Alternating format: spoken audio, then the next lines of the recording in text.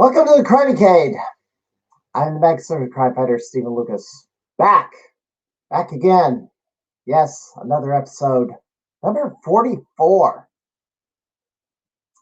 And, I've been doing the roundtables lately. And tonight is another one. I'm hitting different topics or different types of roundtables. And last week, it was another gaming convention organizer roundtable. This week, it is a podcaster, YouTuber roundtable. I put out obviously, some weeks ago, I put out a note seeking guests to talk about gaming conventions. And besides convention organizers, there were people who had game shops and their own YouTube content creation, and there were collectors, and there's voice actors chimed in on it. It's like, no, I got content for the next several weeks. So, and it's been a struggle to get guests because I've been relying too much on my local circle of gamers. Not all of them want to appear on the podcast, but so had to kind of branch out a little bit or kind of expand the scope. And so tonight is roundtable on content creators, that is podcasters and YouTubers. And I got three guests here tonight, and one of them doesn't have much time. There he goes. He turned his screen on, so now I can introduce him first. So let me go around the room here. Tonight's guest, introducing first. He says he's the Nintendo World Champion. And when I read that, I kind of like, he's a Nintendo World Champion. What Nintendo Championship? What year did he win it? Because I'm one of the I'm the Nintendo Campus Challenge champion. I know Thoraculin's a champion. I know John Goldberg is a champion. There's a few others. But I don't know. I haven't heard of him being a champion of one of the Nintendo champions. So we'll explore that as the program unfolds. However, he doesn't have a lot of time here because he is at a gaming convention this weekend. So he is an avid Nintendo collector, Camel Crew member, documenting his passion for gaming. He does gameplay, reviews, convention coverage, tips and tricks, and much more. He wants you to join him on his journey in his life of gaming. He's the video game votary, Marcus Bruce. How you doing tonight? I'm doing good. How you doing, man? Thanks for having me. Appreciate it. So I hear you're at a convention. Yes, sir. Super Mag Fest out here in Maryland. Started today. Yeah, I didn't even hear about it. Been covering the other conventions, but missed this one.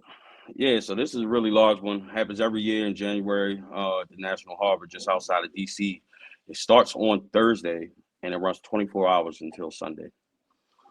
24 hours. So 24 hours. There's no shutdown of the convention floor. So the like the marketplace, the vendor area, that shuts down for a while, but the arcades, the console free play area, there's all kind of open concerts. There's concerts going on right now in one of the rooms. It is nuts. So this is more so of a celebration. There are a few vendors here, but it's not as much as I would like.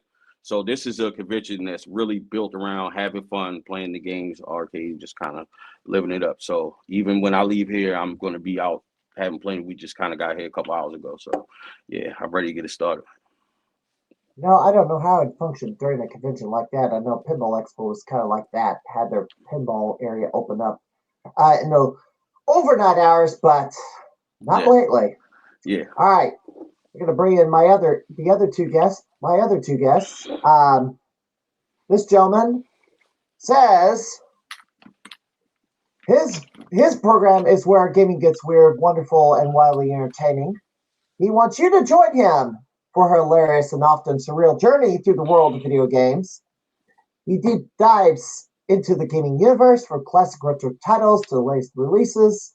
He doesn't ever use comedic skits and unforgettable gaming moments. Whether you're a seasoned gamer or a curious newcomer, find some love on the Game Closet channel. Here it is. Here he is, Dr. Scott. Hi, Steven. Hey, Marcus. What's up, Scott? How you doing, brother? Good, good. Glad to see you both. Yes, sir. Pleasure. Now, where are you tonight, Scott? I am near Toledo, Ohio, so I'm tucked under the armpit of Toledo. I'll put it that way. The armpit of Toledo. Yeah, right under its armpit. I'm about 25 miles south in Bowling Green. Where's that in relation to Cleveland? Oh, we're about 2 hours west of Cleveland. Okay, so you're kind of towards the Indiana border. Yeah, if I got a good running start, I'd probably be there in about a half hour. Okay. All right. And our third guest for tonight, he's formerly known as Nerdy Nick. He has his own traditional podcast where it's two guys in the studio talking gaming, covering every gamer, young to old, and covering topics that are gaming related, that pro wrestling, movies, comics, and anime. He says kick back, grab a snack, and enjoy his brand new live content and old videos for kicks. He is of the N Squared podcast, Rocky Castro. Hey, how's it going, guys? Happy to be here. Now where are you in the country? So I am down in usually it's Satan's Armpit, southern Arizona. Satan's Armpit. Yeah, it is. I thought it was Death Valley. Yeah, no, it is. It's usually absolutely hot here. It's during the summer it can get up to 118, 120. Yeah. Yeah, it's pretty miserable. But right now it's about like 65 degrees, so I'm enjoying it. It's hilarious. It's winter here, but this is kind of like summertime temperature for some places. I don't know if it's summertime, but good grief. It's a whole 19 here, Nick. So thanks for rubbing it in our face. Right. It's 14 degrees. We had sub-zero weather on Monday, Tuesday. I had to go to work, driving that. Yes. What's the weather like in Maryland? It's 22 degrees. Still snow on the ground. Still snow on the ground? Yep. Is it snowing? No, it's not. Okay. Thank you. All right. So let me get so Marcus doesn't have a lot of time because he's got to go back to the convention. So I'm going to kind of focus on him for a bit because he's got, you're there for the convention. You're not necessarily, unless there's if there was a podcast on the convention floor, it'd be a different story. But no, he's in his hotel room to join us tonight. So tell me about your gaming channel and what you do, what you present. I know I gave an overview, but a little more detail. Hey, thank you for that. So I started off collecting probably a good 7, 8 years ago, and I completely converted over to just collecting Nintendo. That was always kind of my favorite. So right now I'm collecting Nintendo. I have 2 complete sets. I have a full North American Wii U set and a Wii set, and I'm currently working on the Nintendo DS set. So that's kind of what I do. I travel to conventions. I do vlogs for each convention that I go to. So just kind of taking everybody on the ride, doing some short reviews, trying to get back into streaming. I'm hoping to bring my podcast, Legend of Nintendo podcast, back. Currently looking for a co-host who loves Nintendo like me. So, you guys want to jump on that, let me know. But yeah, that's pretty much me. Well, now, so you're going to be starting a Nintendo podcast. You're going to be restarting a Nintendo podcast. Yeah. Would you have me on it? Would I have you on it? Of course. Yes, because I'm Nintendo Campus Challenge. That actually would make a lot of sense. You know what I'm saying? You make me want to adjust my profile because you're an actual Nintendo World Champion. That's just a moniker I gave myself. So, rightfully so. That makes sense. Yeah. We definitely do some more chatting and work that out. Now, how are your gaming skills? Because, you say you're like a world champion. Let's say your gaming feats. How good is your gaming skill? Well, I definitely wouldn't say I'm anywhere close to being on that level. Say I play a lot of Call of Duty, so I do that. We need to get that over to Nintendo, but I gotta play that on something else. But yeah, I haven't really accomplished anything gaming wise, But you're collecting, and Yes, absolutely. Now, do you have a complete? I think I saw that you got a complete set or nearly complete set of something. I got two. So I got the Wii U set and I completed a few years ago, and last year I completed the Wii. So I have a full, complete Wii set, Wii and Wii U. So how difficult was it to grab all that? So I How did the long Wii did U it take you? first. I did the Wii U first, and I got it before it got really big. And I started like around like Black Friday. And honestly, that took me like a month. That didn't take long at all because that was 168 games or so. So I did that relatively quick. The Wii, I took a break, but it took me, I want to say like maybe 2 years to complete that. That's almost 1,300 games or so. But yeah, like a sky. Yeah. I'm about to be joined by the real star of the show. Well, he didn't hop in my lap. I expect him to any minute. Oh, there he is. This goofball crashes. Cody the Crasher has crashed the stream again. And he... Get him a headset. Put him on. Give him a headset. I want to hear what he says. He's just going to take a residence in my lap and just kind of stick his tail in the air and, I don't know, try to steal the show like he always does.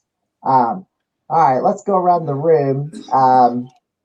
Rocky, go ahead and give me an overview of what your podcast and your content is all about.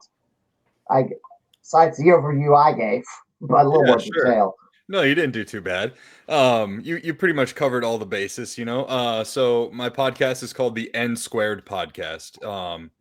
I decided to rebrand my YouTube channel. It used to be called Nerdy Nick _91. So that's where you get the N squared from. It's just the play on the words there, the Nerdy Nick.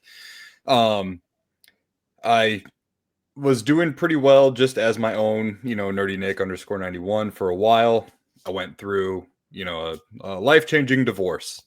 And my PC was, stashed away for, about 2 years or so. Just took some time off of YouTube just to kind of restart life. And when I came back, I decided, you know what? I've always wanted to do a podcast. So let's just go all in on that. So for the last about 2 years or 2.5 years or so, every Monday night at 6:30 Arizona time, my co-host and I, we do our live podcast. It ranges anywhere from like an hour and a half to like sometimes 4 hours. We cover all things from like pro wrestling, video games, movies, comic books, and anime. Pretty much like you said in the beginning. So in addition to that, we also do gameplay live streams. And last year, I got on the habit of doing a long form video every Friday. In addition to everything else, and that would be just me, your typical retro YouTuber, so to speak. I would cover PS1, I wouldn't say hidden gems. To me, they're hidden gems, but to like the vast majority out there, you're not going to see like Metal Jesus covering the games that I cover. I'll do buying guides or buying challenges. So I did one where it was like a starter PlayStation 1 collector's kit, right? With the console and like 6 to 7 games for like $100. And just fun things like that, over the summer I did a video that I really liked. It was it was pretty much like a late to the party video. So a bunch of games that I liked on the eShop that I had never heard of before that, might have been really popular already and I missed the boat on them or whatnot. I also did a summer vibes video where I was a character. I called him Summer Nick, and he was pretty much like Pauly Shore in the Weasel era, you know.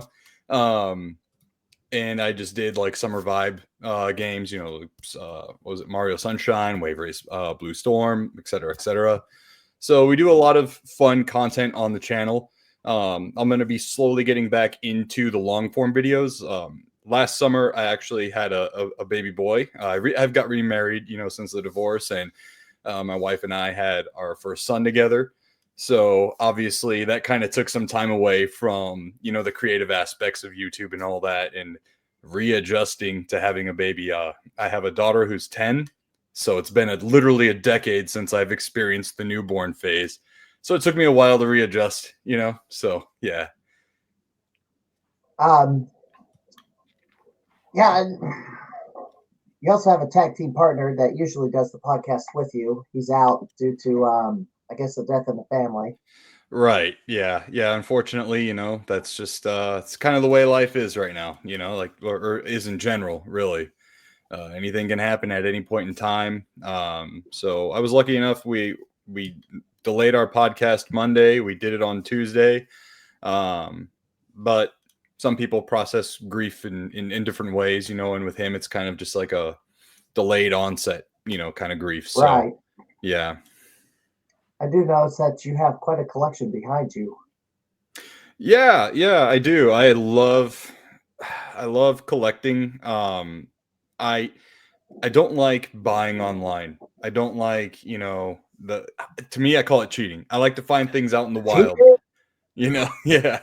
I like to find things out in the wild and feel the game. I like to see the game. I like to talk with the vendor and see if it was maybe their game that they're putting up for sale and get a story behind it, you know, and to me it's just all about the thrill of the hunt. And it's kind of like when you buy games on, this is a hot take, but when you're a collector and you're buying games online, I sometimes feel like that's just shooting fish in a barrel, you know, and not to say I'm a purist or anything like that. I've definitely bought my fair share of games online. Sacrilege.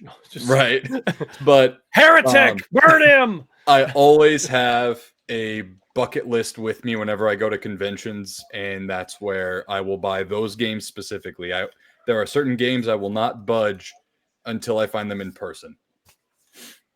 All right, Scott. Are you a real doctor? No. Okay. I am not a real doctor. But I do have I will show this because I do.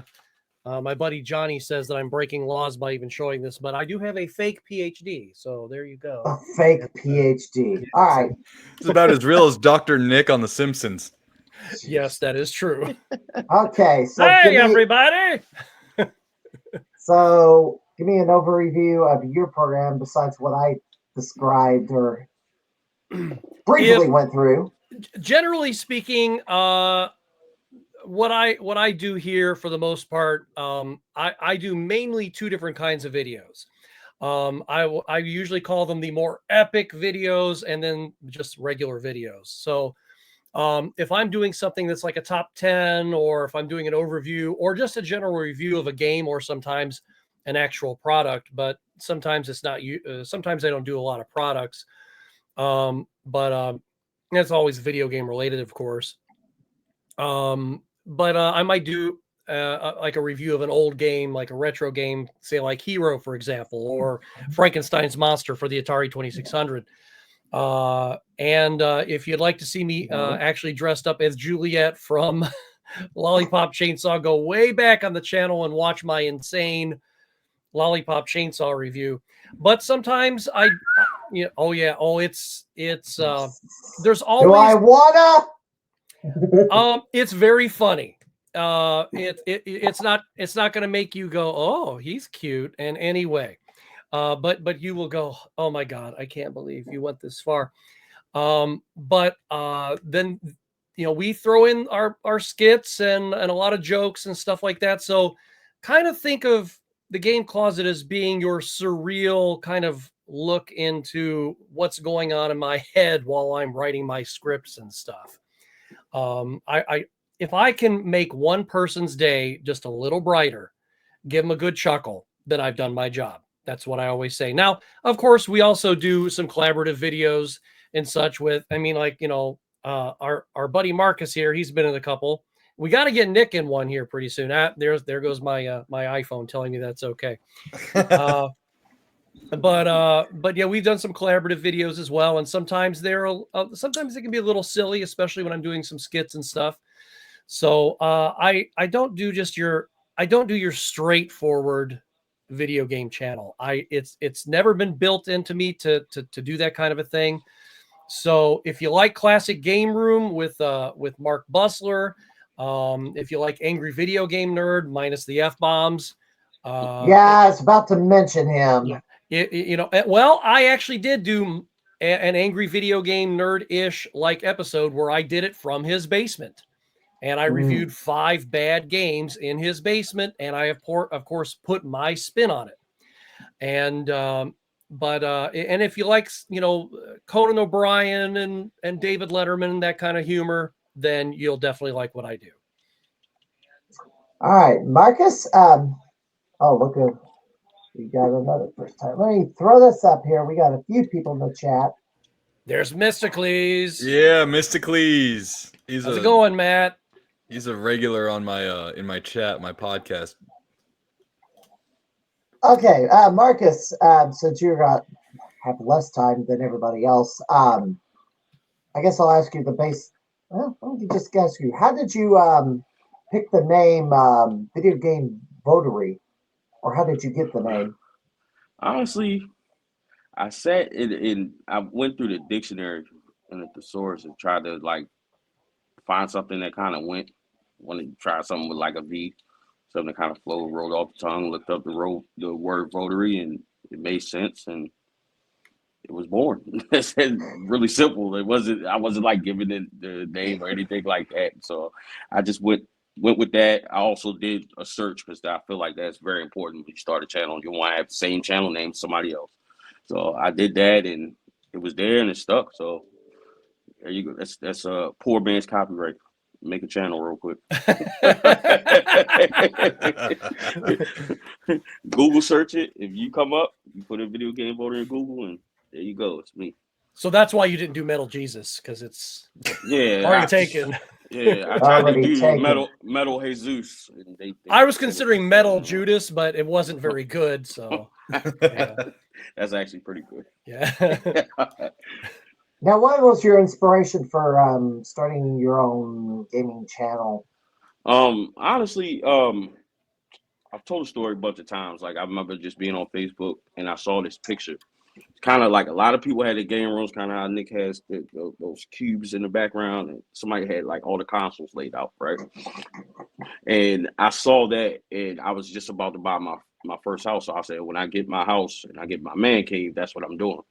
So that turned into me wanting to document it, and started all small, then just ballooned into what we do now, and then now I'm a content creator. So there you go. And when you and how difficult? So, gosh, I'm going to be backtracking a lot because you got less time than my other two guests. My other two guests here. Right now, you're at MagFest. Can you tell me about? I guess you said something about the convention, but it's how long is? Gosh, what have you seen so far? I guess we'll just go there. Okay. What have you seen so far at MagFest? So I can be there. So I mean, the second you hit National Harbor, you see a ton of people. Like it's that big. Like this convention's so big, there's a lottery system to get in the hotel. I've been coming here for like 8 years straight. This is the first time I got to stay in the hotel where it's at. The hotel's huge, right? And so it actually sold out. Second year in a row, it's sold out. I've never heard of a convention selling out. Like it's really that big. They're big on cosplay. It is insanity. Like if I was to take my iPad right now and walk out and show you what's going on, and it's almost 10 o'clock, and it does not turn off. It's nuts. There's live concerts like in the hotel room. It's pulled up on the screen. There's live concerts going on around the clock for the next. That's like Dragon Con, isn't it, in Atlanta, where it's like in a hotel and it's 24/7? Yes. Yeah. There you go. Yeah, so it's really big. People come from all over to visit this event. The biggest guest that I saw that's here this weekend, I'm excited about. Sonic Fox is here.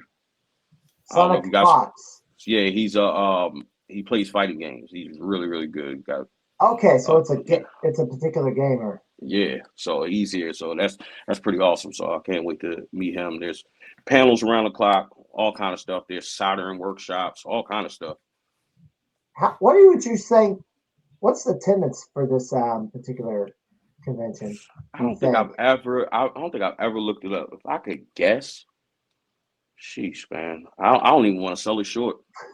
Well, you know, Honestly, like how all I many can say, how many I'll just people would give you you say is in here? Just if you could just guess.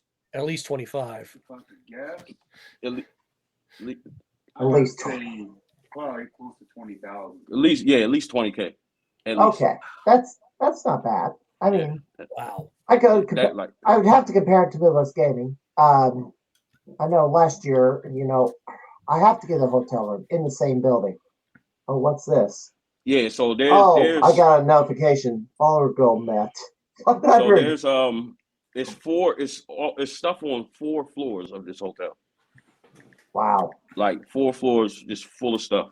Jeez. Plenty of stuff to do. Like it's I always tell people if you ever get a chance to visit Magfest, you definitely should. It's just what I'm glad it's going one of a kind. 24/7 because you know, if I was there, gosh, I always say Midwest Gaming is like the fastest 48 hours of the year. Well, I'm glad your convention is 72 and extra change. Right. I'm surprised I've never heard of it though, you know? You've never heard of 'cause Magfest? No, I've never heard of it.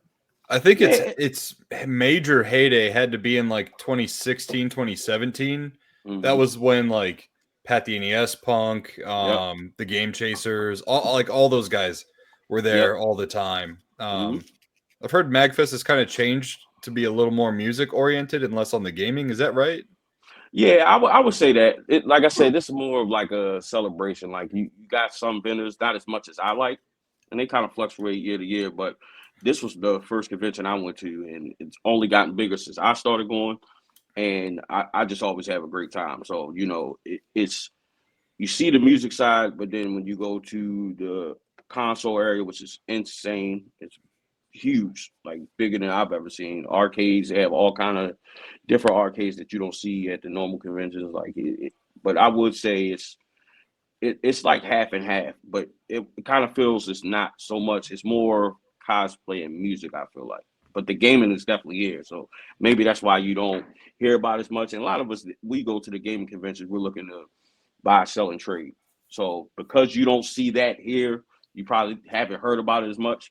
Okay. But if you just want to come and just play and just enjoy the atmosphere, it's definitely highly recommended. But if you just look it up on YouTube for any kind of Magfest videos, you will kind of get the gist of what's going on. But you got to be here to like feel the energy. And there's certain things that happen here that you just won't find anywhere else. Like if you type in Magfest Colossus Roar, like literally I can walk out this door and start the Colossus Roar from the X-Men arcade game, and you will hear thousands of people start doing it. I remember like I did my first vlog video at the time, just walking with the camera, and I kept hearing it. Like I was in like the marketplace and like everybody screaming. And I asked one guy, I said, dude, what is that? Right?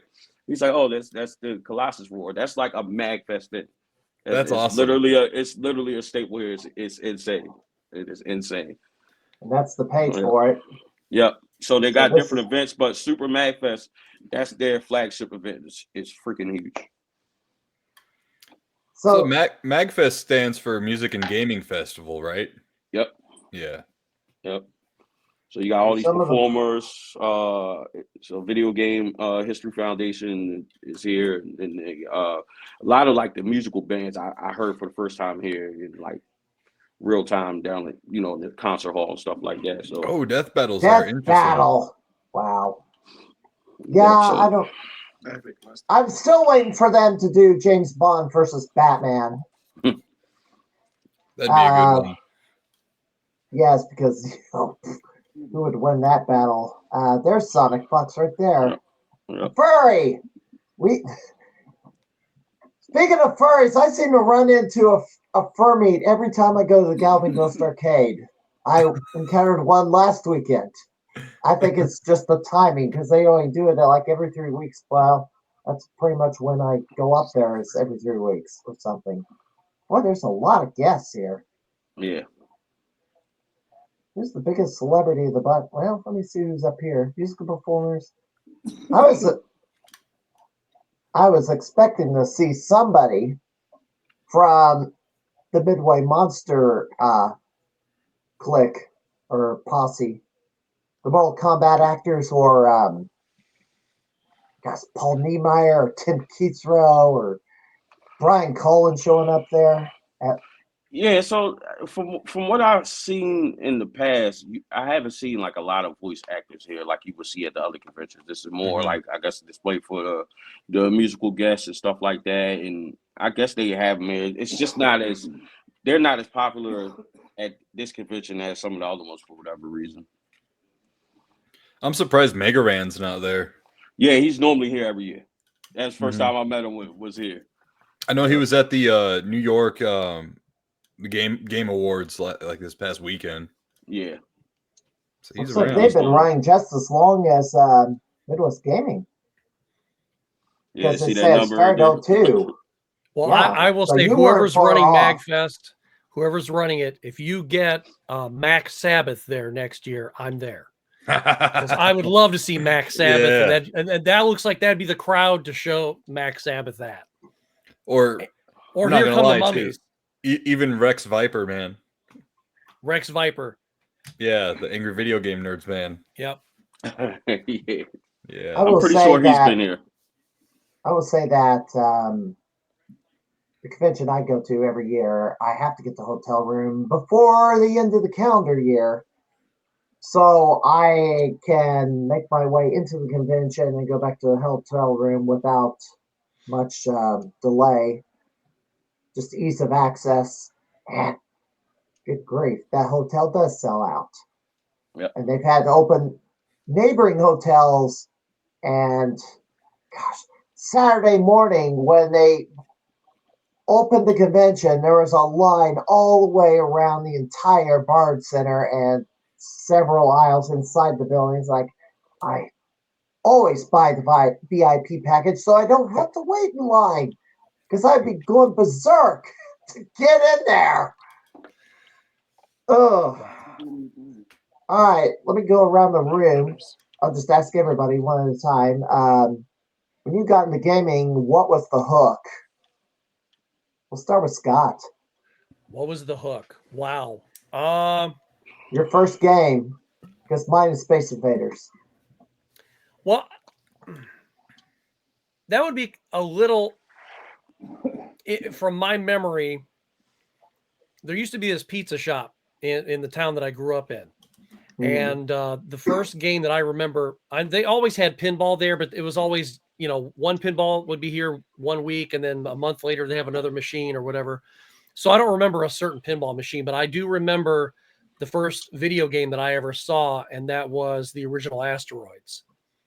And I must have been maybe eight years old, maybe something like that. And I saw that thing there, and I was like, "This is the coolest thing in the world." Now I sucked at it because I was just this wee little guy sitting there trying to push these buttons. But I don't know if that would be the hook, as opposed to what really drew me in. And I think the very first game that I ever saw that really just grabbed me.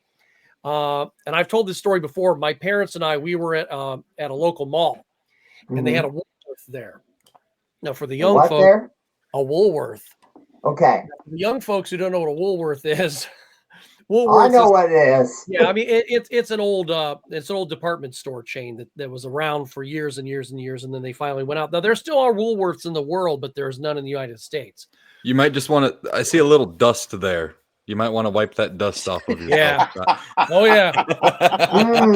Oh yeah. Well, that's what I said for the younger crowd there. So, but for the interior of the mall because you could enter either from the outside or from the inside of the mall.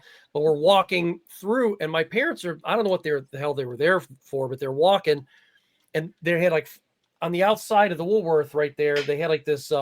It was like a sandwich shop or something like that. You could get drinks and stuff, and they usually had 5 or 6 arcade games lined up there. And I saw this one, and there were like tons of people just crowded around. I was about 10 years old. And I go over to see what the commotion is, and it's Pac-Man. I see Pac-Man for the very first time, and my mind is just completely blown by this thing. I mean, I see him chasing these ghosts, and he's knocking, grabbing power pellets and eating the ghosts. And next thing you know, my mom and dad are gone. I've lost them. And I'm frightened out of my mind. I'm like, oh my gosh, I'm going to get kidnapped, So I go, I finally find my mom and dad. They must have stopped off in a store like 4 or 5 down. And I'm yammering on about this Pac-Man. And that was it. So next thing you know, I had an Atari 2600 later that Christmas. No Pac-Man at that time, but still, that was the first one to grab me was Pac-Man. I mean, really grabbed me. Nick, Rocky?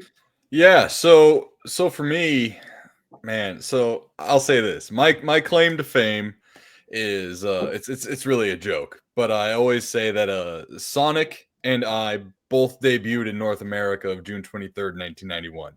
I'm probably the youngest one here. But the Sega Genesis was my what year? What year? 1991. God, I'm old enough to be your dad. Born in 91. I'm a child of the 80s, but I was born in 71. Yeah, no. My teenage years is when you're daddy. a child, when you're really a child. Yeah. So I grew up with the Genesis. My parents did have an NES when I was growing up. And I played, the Duck Hunt, Super Mario, dual cartridge. They had Mike Tyson's Punch Out and Gradius. I don't know how you pronounce it correctly. Gradius, either one. Yeah. Nemesis. Yeah, but I grew up on Genesis. That was my first console of my own.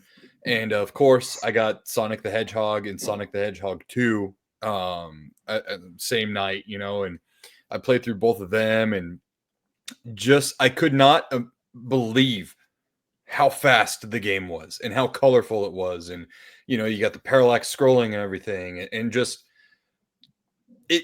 it grabbed me. There was like a rush of dopamine that went through my body the second I did the first loop de loop in Sonic the Hedgehog.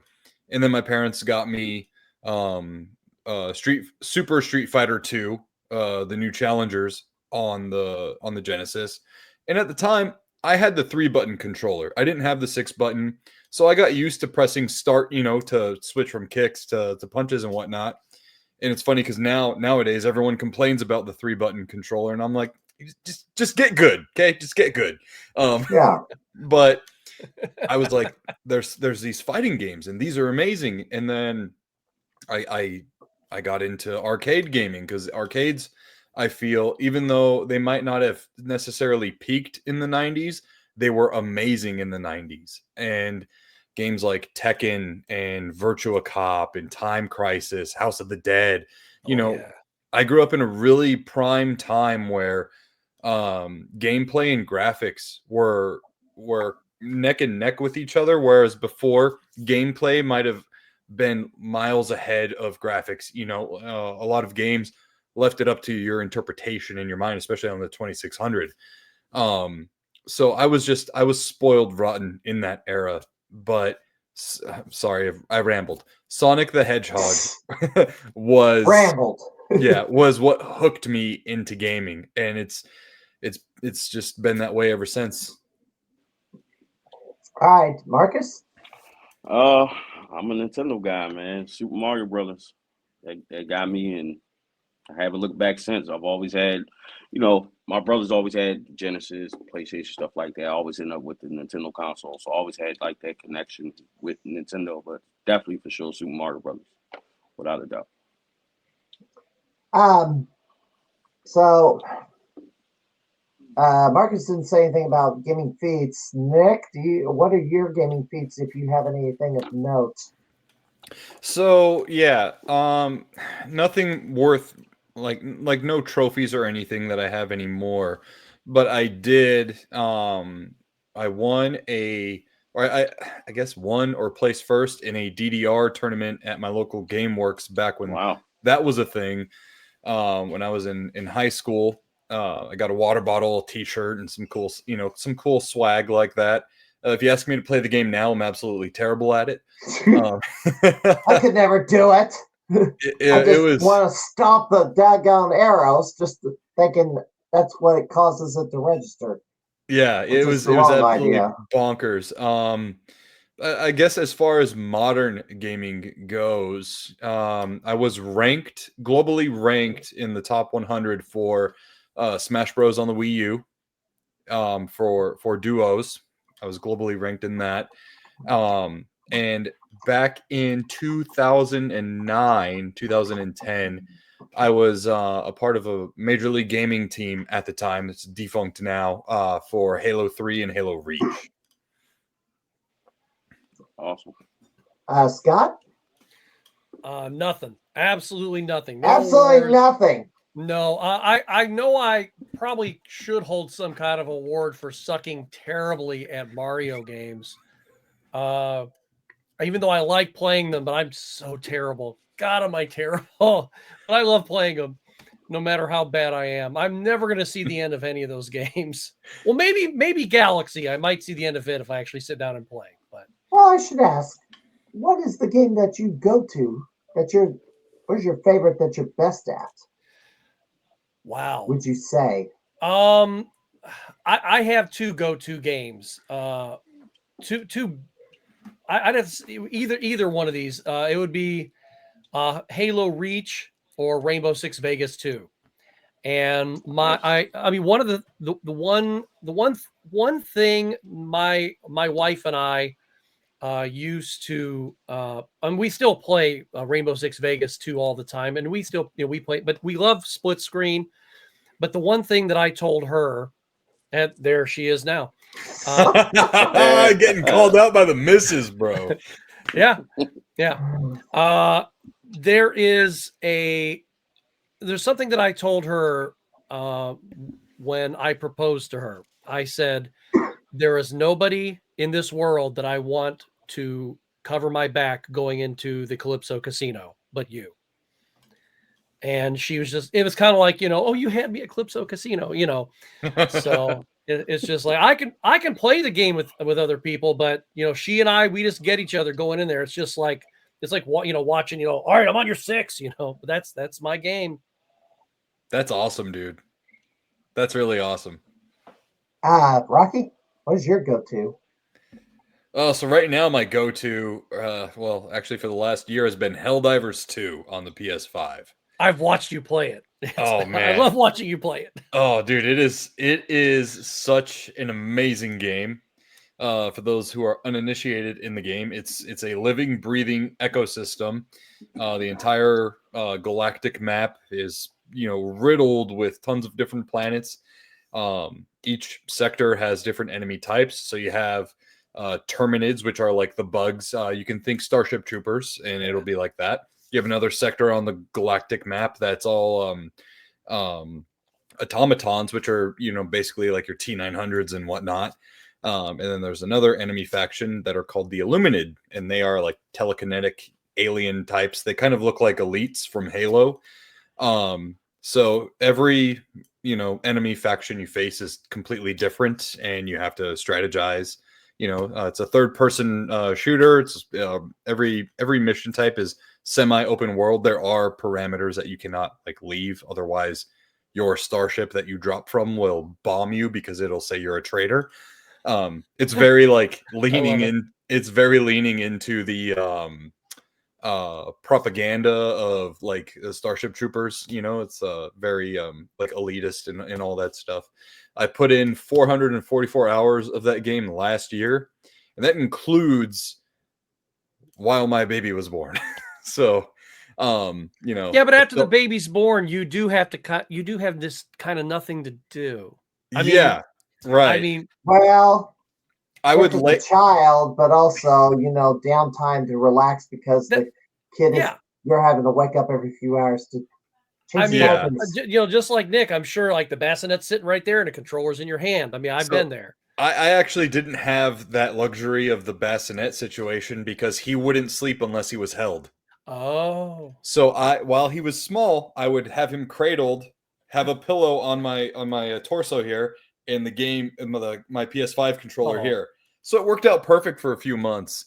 And I didn't even get the game at launch either. And I play the game all the time. I feel bad because I consider my PS5 a Helldivers 2 machine at this point. But yeah, that is my go-to right now. Marcus? All right, so my go-to game is currently Call of Duty. Like, because Which is not a Nintendo game, by the way. It's not. It's not. It needs to come to Nintendo. But yes, it does. Sometimes I just need to get a quick game in and release some frustration and go bust some heads real quick. But that's for sure my go-to Well, game. there has to be. Actually, I'm incorrect. There are Call of Duty games for the Nintendo. It's just not, let's say, live service games. Pretty much, yeah, exactly. Yep. Yeah. Okay. I'm not sure how much time you got because you said you had upwards to an hour. So let me go to some of your focus on your channel. You do the cons, the collecting, the pickups. What would you say is the most popular video on your channel? It was a weird one. I did like a review on a recliner. A what? Amazon, a review on a gamer recliner. A game recliner? Yeah, I got like it on a gaming Amazon. Chair? Yeah. It's at like $20K. I don't know why. One of the ones I did and just forgot about. But if we talk about game related stuff, it probably is the recent one when I picked up the Hyrule Edition Zelda Switch Lite. That one did really well. That was a good one when I revealed that I completed the Wii set. That did well. SoCal video did well. So yeah, but as far as I guess the game one, probably when I picked up the Hyrule Edition one, people love that one. Oh gosh, I got this video up. Hold on, here we go. Someone's hacking up along, and that sounds familiar because I've been doing that myself. Here's this chair. That's a badass chair. That chair is no longer, it's gone. Well, it's vinyl, and you do not want a vinyl chair if you have pets because you'll find claw marks in the chair. I had a gaming chair that this is not recliner. Mine's not recliner, but I had what I thought was the perfect gaming chair that I found at Sam's Club. Well, the hydraulics don't work on it now, and the cats have clawed it up. It's like it didn't hold up very well, and it's like if I get another chair, it's got to be cloth and kind of like the one that's over there. But and that one's seen better days too, but it wasn't set up correctly. Yeah, and it's not as big as it seems. I'm kind of a big guy, but it was. And you misspelled surprise. I noticed. Yes, you missed an R's. It's like typing too fast. I don't even remember putting that in there. Well, Marcus is smaller than me, so I will definitely ask you. I wouldn't fit in that thing, would I? No, absolutely not. It's not happening. Would it be more of a kid's chair or teen's chair? Yeah, I would say that. I would say more of like a teen's chair. Okay. Yeah, for sure. Like I could sit in it, but it's not. You don't want you want a little bit of wiggle space around you. So it was kind of small. I probably people still comment on it. Yeah, you would. But yeah, people still comment and ask questions like that chair is long gone, bro. It did not last. That was 3 years ago and it amassed 20,000 views. This is your. Yeah, go ahead. Yeah, I was gonna say that like some of those just slow rollers, like just out of nowhere, just like damn, how did that happen? So, this is your second most popular video. Oh yeah, a little cheap off-brand one. Does it work? Did it work? That was garbage.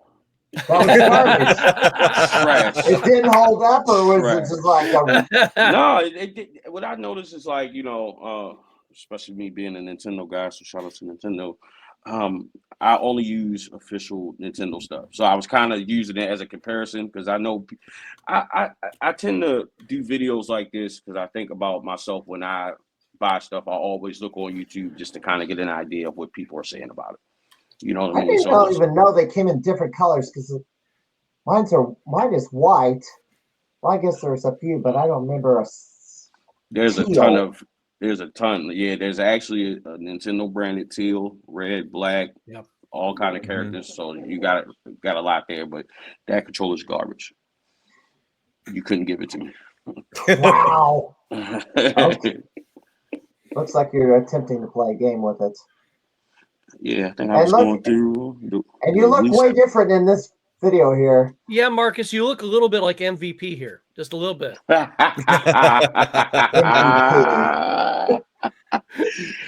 Where's Bobby Lashley at? Come on. Right. I'm not even sure what game this is. It's a Wii game. I can tell you that much. I can tell you that. First person shooter. Is it Red Steel? It's cell shaded for sure. It's something I don't know. I was going through. It's got to be. Gotta be Red Steel. Yeah, because the guy was antagonist. I saw a red coat on him, so that's got to be. Yeah. Yeah. I've never played. Well, there's a ton of games I've never played. I've never played it, but it's sitting on my shelf. So I'm so disappointed in you, Scott. You should be. You should be. Look at her. That's crazy. Like, why was she on there? Right? It's so strange. Well, you don't have to be ashamed about all the stuff you have that you haven't played. I know Brandy Amer has. Yeah. Oh yeah. I had her on a couple of weeks ago. She's now picked up a Nintendo Switch kiosk from GameStop because those places are closing down all of a sudden. I have one, and that you got one. I'm pretty sure that's the second one. That's actually how I met Gamer Aimer because I got my Switch kiosk and I was trying to do research on it. Come across her, and then find out she's in Maryland. So we're great friends. She's not far. I've been to her house. Is she gonna be there this weekend? She should be, unless she has to work. I don't think she's ever been to MagFest. Honestly, I don't think it's right so. there in Maryland. Really? Oh wow. Yeah, it would make sense for her to come, but I'll text her, tell her to come back. Well, if I can find her a badge because it kind of sold out. But yeah, I've been to her house in person. The videos don't do it justice. It is truly amazing. I feel like I would get lost, man. It's nuts. Like, and just even the way she just curated everything in the game room, it really is amazing. It's special, very very special. Yeah, a weekend would not be enough for me. No. Yeah. And I also I also was surprised that she, I guess, is the kind of sort of the female version of me. Because I call myself a crime fighter. I used to work for state police, but she still works for law enforcement currently. Yep. So. Yep. I did not ask about her political views, but I think I'm wear mine on my sleeve or something. Let's see what else we got. So you're at MagFest. What are you hunting? Is there anything you're after? DS games, of course, because that's what I'm doing right now. I got a series going on my channel, Quest DS. I may pick up a copy if I find it, a copy of Iron Meat, but I actually found it. You know, I just missed that again. I did too, and I was really pissed about it. Because I had that on my window, and I kept waiting for it to come. And when I came out, I was like, "Ah, damn! I missed it my whole day." Yeah, so anyway, I didn't even see the alert for it, so I was pissed about it. So I missed it. Yep. But I did find that I went on Play Asia, and they had the See you, Mysticles. See you, Matt. They had the PAL version on there of that Steel Edition or whatever. So I did order that. Okay. You know, so I was. I hope they'll do I hope they'll do a third round. That'd be great. I mean, I bought it digitally that weekend. We got home from Pittsburgh. I bought it. And I love it. Yeah. Fantastic. Yeah. I mean, other than that, I'm not really sure. Probably just some DS games, some Switch games. Nothing really heavy on the Iron Meat radar. is an amazing game. It is. Yeah. Yeah. I remember when RetroWare, they sent us a copy to review on the podcast, and Sweet. Josh and I played it, and we were just like, this game is brilliant, you know? It's so Yeah. much fun and gross, but so much fun. Yeah, it is a wonderful game. And then the one that I reviewed on my channel, I'm trying to remember, it just left my head. Don't you hate that? It's very similar. It'll come to me. If it doesn't, oh well. All right. Marcus, how much more time you got, or do you take off? Yeah, I got a couple more minutes. Okay, let me give you maybe I'll just wrap this up for you in your case. Now what did you do I guess building the brand or the difficulty of the setup of what you do or the show prep, kind of give me kind of a brief description of your journey in building the channel and how you decided what content you wanted to create. Yeah, so I think as content creators, if a lot of times we go into it, we don't really know what we kind of want to niche ourselves out or what we want to talk about. Or we want to talk about everything. And I always was trying to find a way to stand out and just kind of find my way, what I wanted to cover. And I was trying to be different, but it's literally a million YouTube channels out. So one day I was just sitting there thinking, it's literally right under your nose. You need to cover Nintendo. That's what you love. So I kind of I went in that direction. I haven't looked back. My channel's grown since then. So that's kind of where I got that from, and just really what Nintendo means to me. Not to sound like cliche, everybody's got these stories, gaming saved my life, but Nintendo played a pivotal role in a very important time in my life that kind of got me back into creating content and to collecting again, because it was a time where I stopped creating for like over a year, wasn't focused on it. Went through some personal turmoil, but Nintendo was a way for me to get back. So that's what I focus my content on, and because that's what I'm passionate about. And even now, I don't collect anything but it. I sold everything else that I had. I have some PS4 stuff and PS5, but other than that, I sold everything else, Sega and all that. So yeah, even though there's plenty of Nintendo creators, I feel like there's space for me in that space. So, that's where I'm at. What's your future goals? Future goals, continue to grow the channel, continue to branch out. I met some incredible people. Last year was a great year for channel. Channel definitely grew. I feel like I grew as a creator. I'm constantly trying to find new ways, create better content, different content, and really, honestly, continue to travel and building these friendships that I had. I met Nick a few years back at Game On. I met Scott this year. Can't remember the first. What was it? Pittsburgh was the first time, man. Yep, Pittsburgh. We hit it off, and that was a great time. Just got some amazing people in the community that I consider real friends that I communicate with pretty regularly. And I'm appreciative to be in this community, and don't let numbers fool you. Like, it doesn't always, show your impact in the community. So it's a lot of different shows that I go to that really embrace that community. Pittsburgh was one. We had a great time out there. Scott, Brandy was there, Johnny, Steven. I met Gene in Ohio. It's my guy. Shout out to Gene, Capsule Gaming. And then I noticed it's like different sets of creators. You had your quote unquote main line. You got the Pixel Gang Squad. Shout out to them.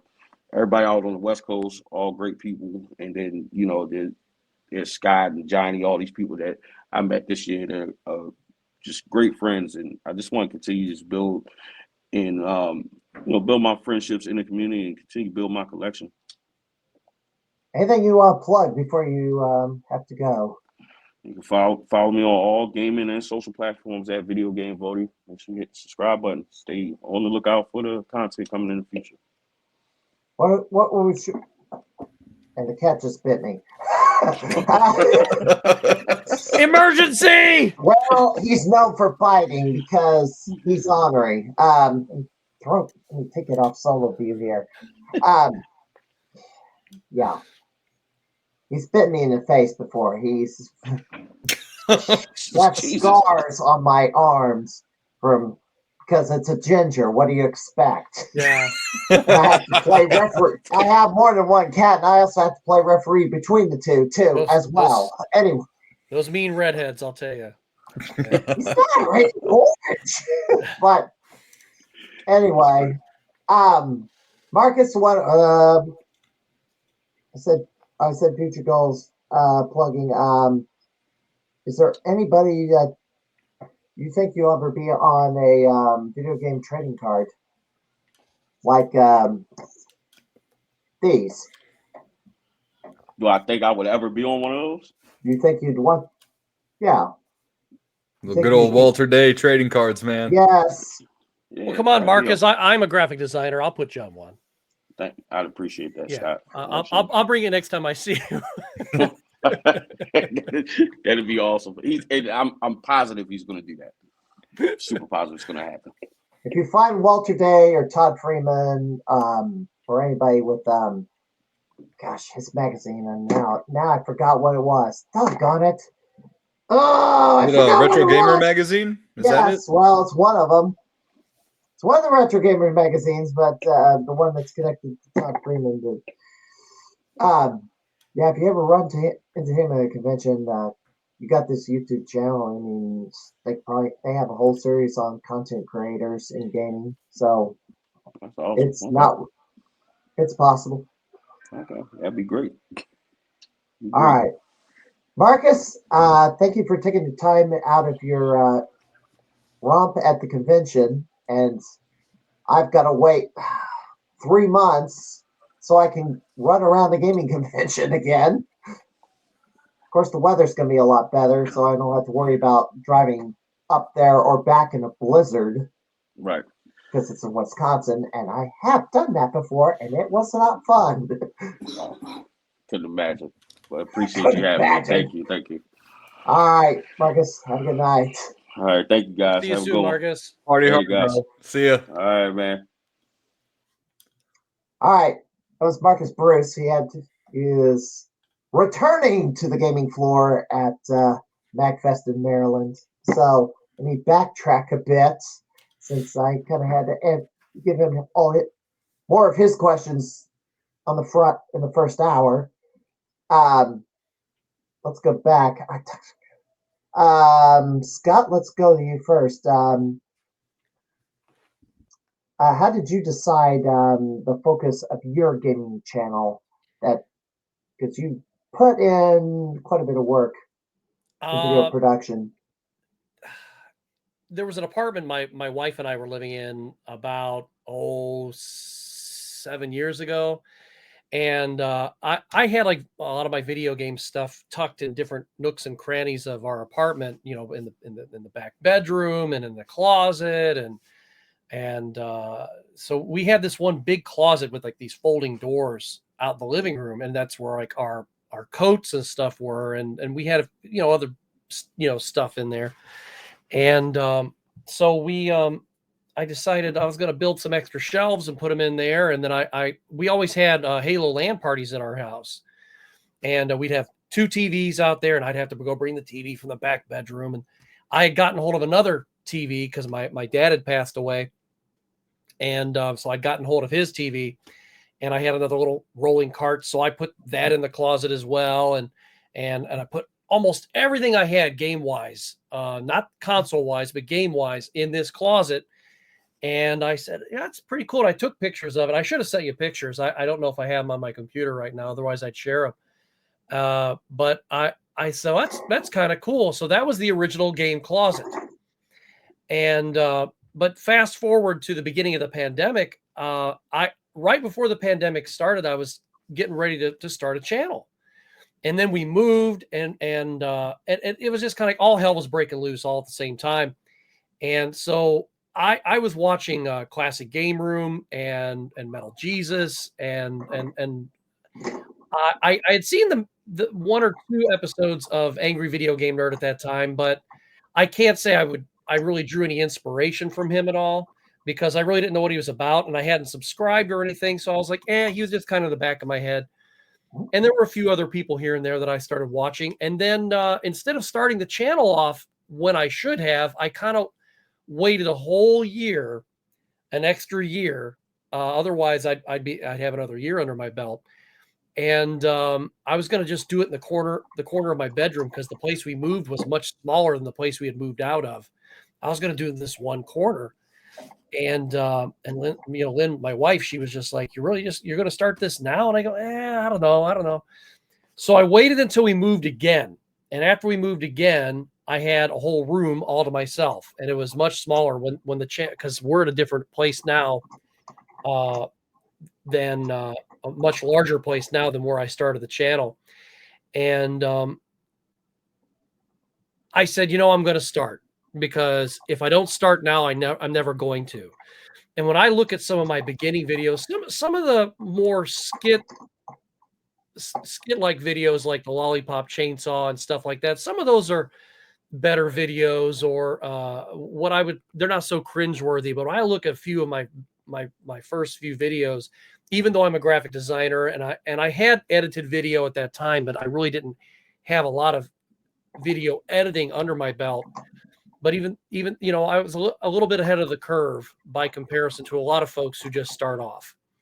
So that's kind of where I decided to start. And I think a lot of it had to do with, I saw a lot of people, like I said to myself, well, if these guys can do it, I can do it.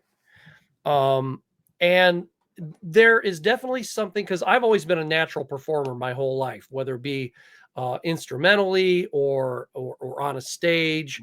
I'd make videos and stuff before for school and for friends of mine for projects, but I'd never really said, well, let's go ahead and do this as like a show. And a lot of people call themselves content creators. I don't consider myself that. I consider myself as having a show.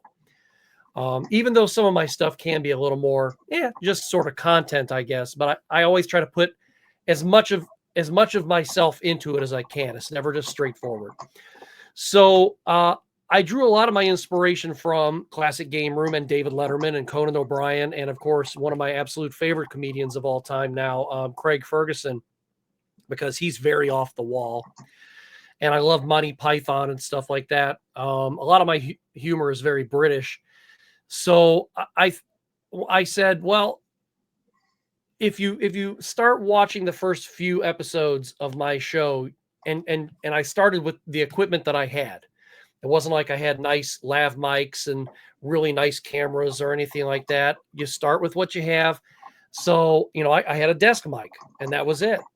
And the show was almost, I wouldn't say a copy, but you could definitely see that my inspiration was very much drawn from Mark Bussler and Classic Game Room. And when I met him in Pittsburgh this past year, I told him, I was like, if it wasn't for your channel, my channel wouldn't exist. And I said, so thank you, I think. And he laughed.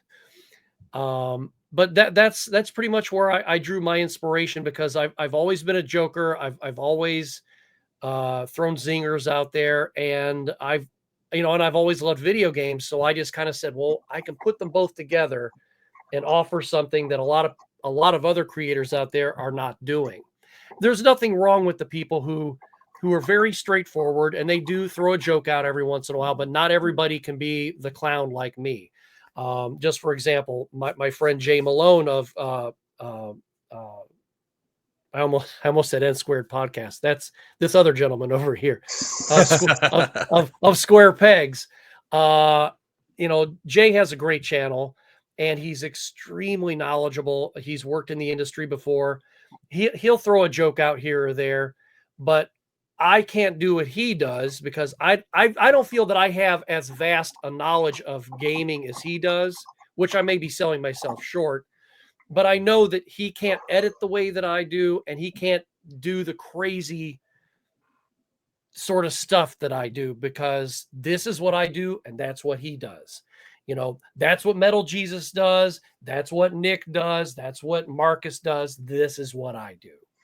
And I'm glad that we all do something different, because I wouldn't want to watch another guy that does the exact same thing that I do, because, you know, it might be entertaining, but I also don't want, I don't know. We all have different tastes. So I would always just want to kind of watch somebody different from myself. We can all say the same thing, but it's how we deliver it is what makes us different. You know? Right. That is right nailed on the head, Nick. Absolutely. Very well put. Yeah. Rocky, same question to you. And by the way, I'm being bombarded with messages off the podcast. It's like somebody invited to be a part of this roundtable finally responded. It's like, oh, geez. Well, it's You're too late. Ship sailed, brother. She said, well, I just now got all my messages because as of today, and then it's like, I just got 20 plus Facebook messages. Facebook hates me. I'm like, Tell them they can join us if they dress and similar to Marcus, and then just go by the name Video Game Votary. I don't think this person would appreciate that, because it would be a lady. Well, they can be Marcusina. It's okay. Marcusina. Marquette. Marquette. I like that. Yeah. Marquette. Or Michelle or Mark. Michelle. There we go. Why did I think of Michelle? But, I don't know. I thought Michelle because of that Star Tropics game. Yeah. Mike, and then change the name to Michelle. Anyway, although, so Rocky, how did you decide the focus? You come more than just gaming, because you're wearing an NWO shirt. That's right. Yeah, for life. Yeah. I'm trying to phase out of the wrestling stuff, but because of drama and a lot of it, and good grief, the online wrestling community is pretty.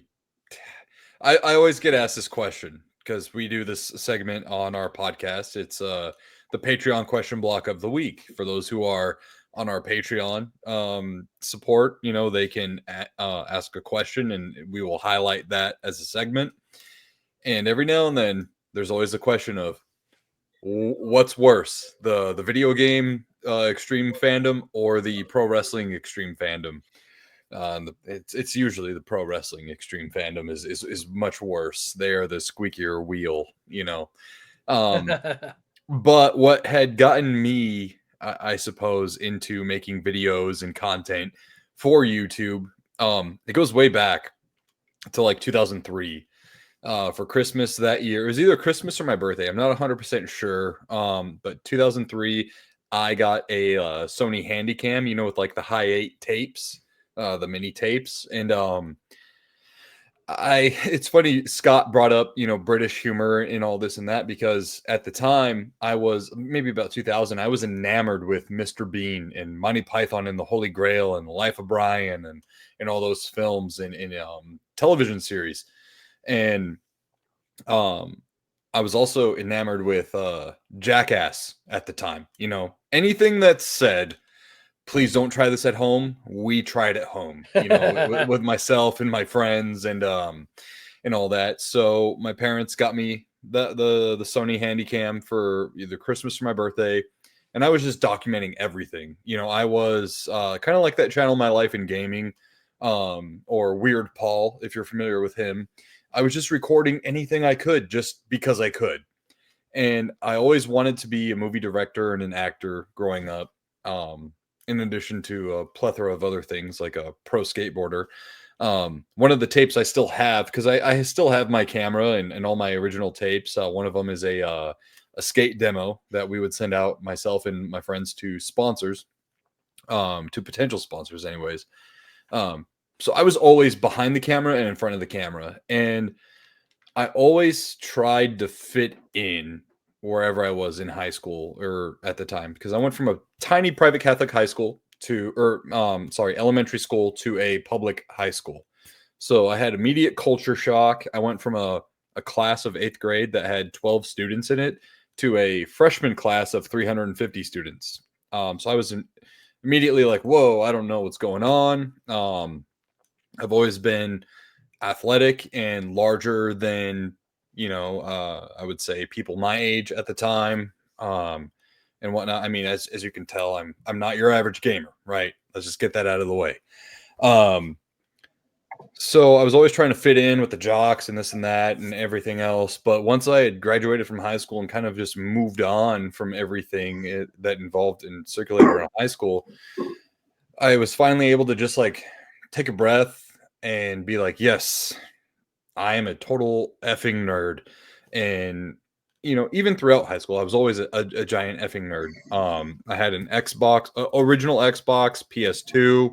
I still had my Sega Genesis at the time, with like, I don't know, 60 plus games. I was just always gaming. If I wasn't at sports practice or in school or lifting, I was playing video games. That's all I was. And so around like 2010, I think it was, maybe 2009, I had stumbled across Cinemassacre and, the Angry Video Game Nerd. And then shortly after that, it was Metal Jesus. The very early days of YouTube. It looked completely different, at the time and all that. And I thought, man, that'd be so cool. And then this is how ignorant I was. I was like, how do people record gameplay? How do they do that? Because my idea was, we'll hold the camera up to the TV screen, but they obviously weren't doing that. I didn't know what a capture card was. I didn't know what a screenshot was. I was totally ignorant to everything. So 2014 rolls around and I finally decide to start my YouTube channel. And I started by filming on my iPhone, I don't know, 4, whatever it was at the time. And my editor was Windows Movie Maker. That was, the free app on your PC at the time.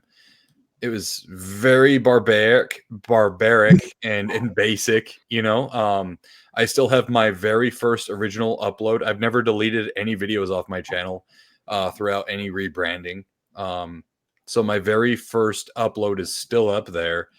And boy, does it show. Back then, it was called The Daily Dude by Bro TV.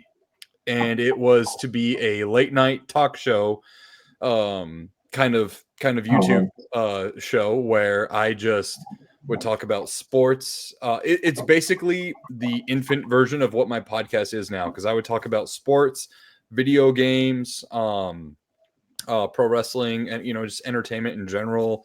It was filmed in my in-laws at the time garage in California. I would set up a plastic table and I would put props on the table and posters behind me. And after every recording, I would take it down, and then edit the video for like God knows how many hours on Windows Movie Maker on a very old PC. Yeah. And eventually I evolved into Nerdy Nick 91, and that was where I was really starting to get in the groove of things. That's when I started getting invited to conventions, and be featured on other people's channels like Metal Jesus. I was actually featured on a couple of videos of his. I met, James Rolfe, who's a, inspiration of mine from, the Angry Video Game Nerd fame. I became friends with the Game Chasers, Pat the NES Punk for a time, and just a plethora of others, and I still to this day constantly battle with imposter syndrome, but that's a different topic, Imposter syndrome. Imposter syndrome. Yeah.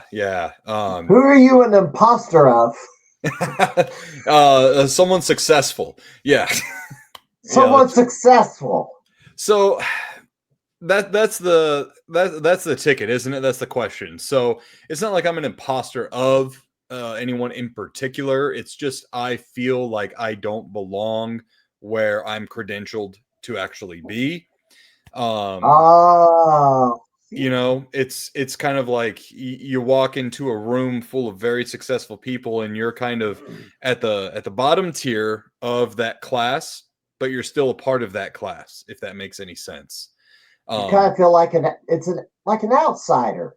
Exactly. Yeah, exactly. I gotta remember that one. Imposter syndrome. I'm gonna write that down for future and keep it in my back pocket. There you go. Yeah. So like for full clarity's sake, I am signed with Malice. Oop, I just hit my microphone. I'm signed with Malice Media, who also has Carlos Pacina, Daniel Pacina, the Midway Monsters, Paul Niemeyer. I'm signed to the exact same talent agency as they are. I have like Carlos Pacina's personal number. He's like a regular on my show in the chat. Like, you know, it's just all this stuff where I'm like, Okay. I'm nobody. Why are they, you know, that's what creates that kind of imposter syndrome. But really what it comes down to The is, fact that you're on a talent agency, signed to one, that's way far and beyond anything that, well, I don't know if I'll ever do something like that. I need to put myself back on the screen here if I'm going to talk. Yeah, right. So it's really just, yeah, it's still bewildering to me and wild that anyone would ever, you know, think of me in that way, shape, or form. I remember the very first time I signed my very first autograph. I was sharing a booth. We were a part of the Metal Jesus Rocks group at Game On Expo. I think it was 2019, maybe 2018. And this couple had brought a pair of oh my gosh, what are they called? The NFC scanners for the Switch. Okay. The Amiibo? Amiibos. Yeah, they this couple had brought a pair of Amiibos. It was like a dual pack of the Octolings from Splatoon. And they were walking down the table, and then they came to me, and I grabbed it from them and then handed it to John Riggs, who was right next to me. And they gave him a look, and he goes, "Dude, they want you to sign it too." And I was like, "What? What? No. You don't want me to tarnish this. Like, I'm nobody." So that's like literally what imposter syndrome is right there. Like, perfect example. But yeah, my major influences have been Metal Jesus Rocks, Angry Video Game Nerd, and this is going to be kind of like out of left field and maybe a little bit obnoxious, but Pauly Shore, when he had his show on MTV, Totally Pauly. Oh, hell yeah. I do a very good Weasel, you know, like how he was in a bunch of movies at the time. He was one of my favorite comedic actors of the 90s growing up, to my parents', dismay. Biodome was on constant rotation at my house growing up. But yeah, I just wanted I saw what everyone was doing, and I said, I can do that, but me.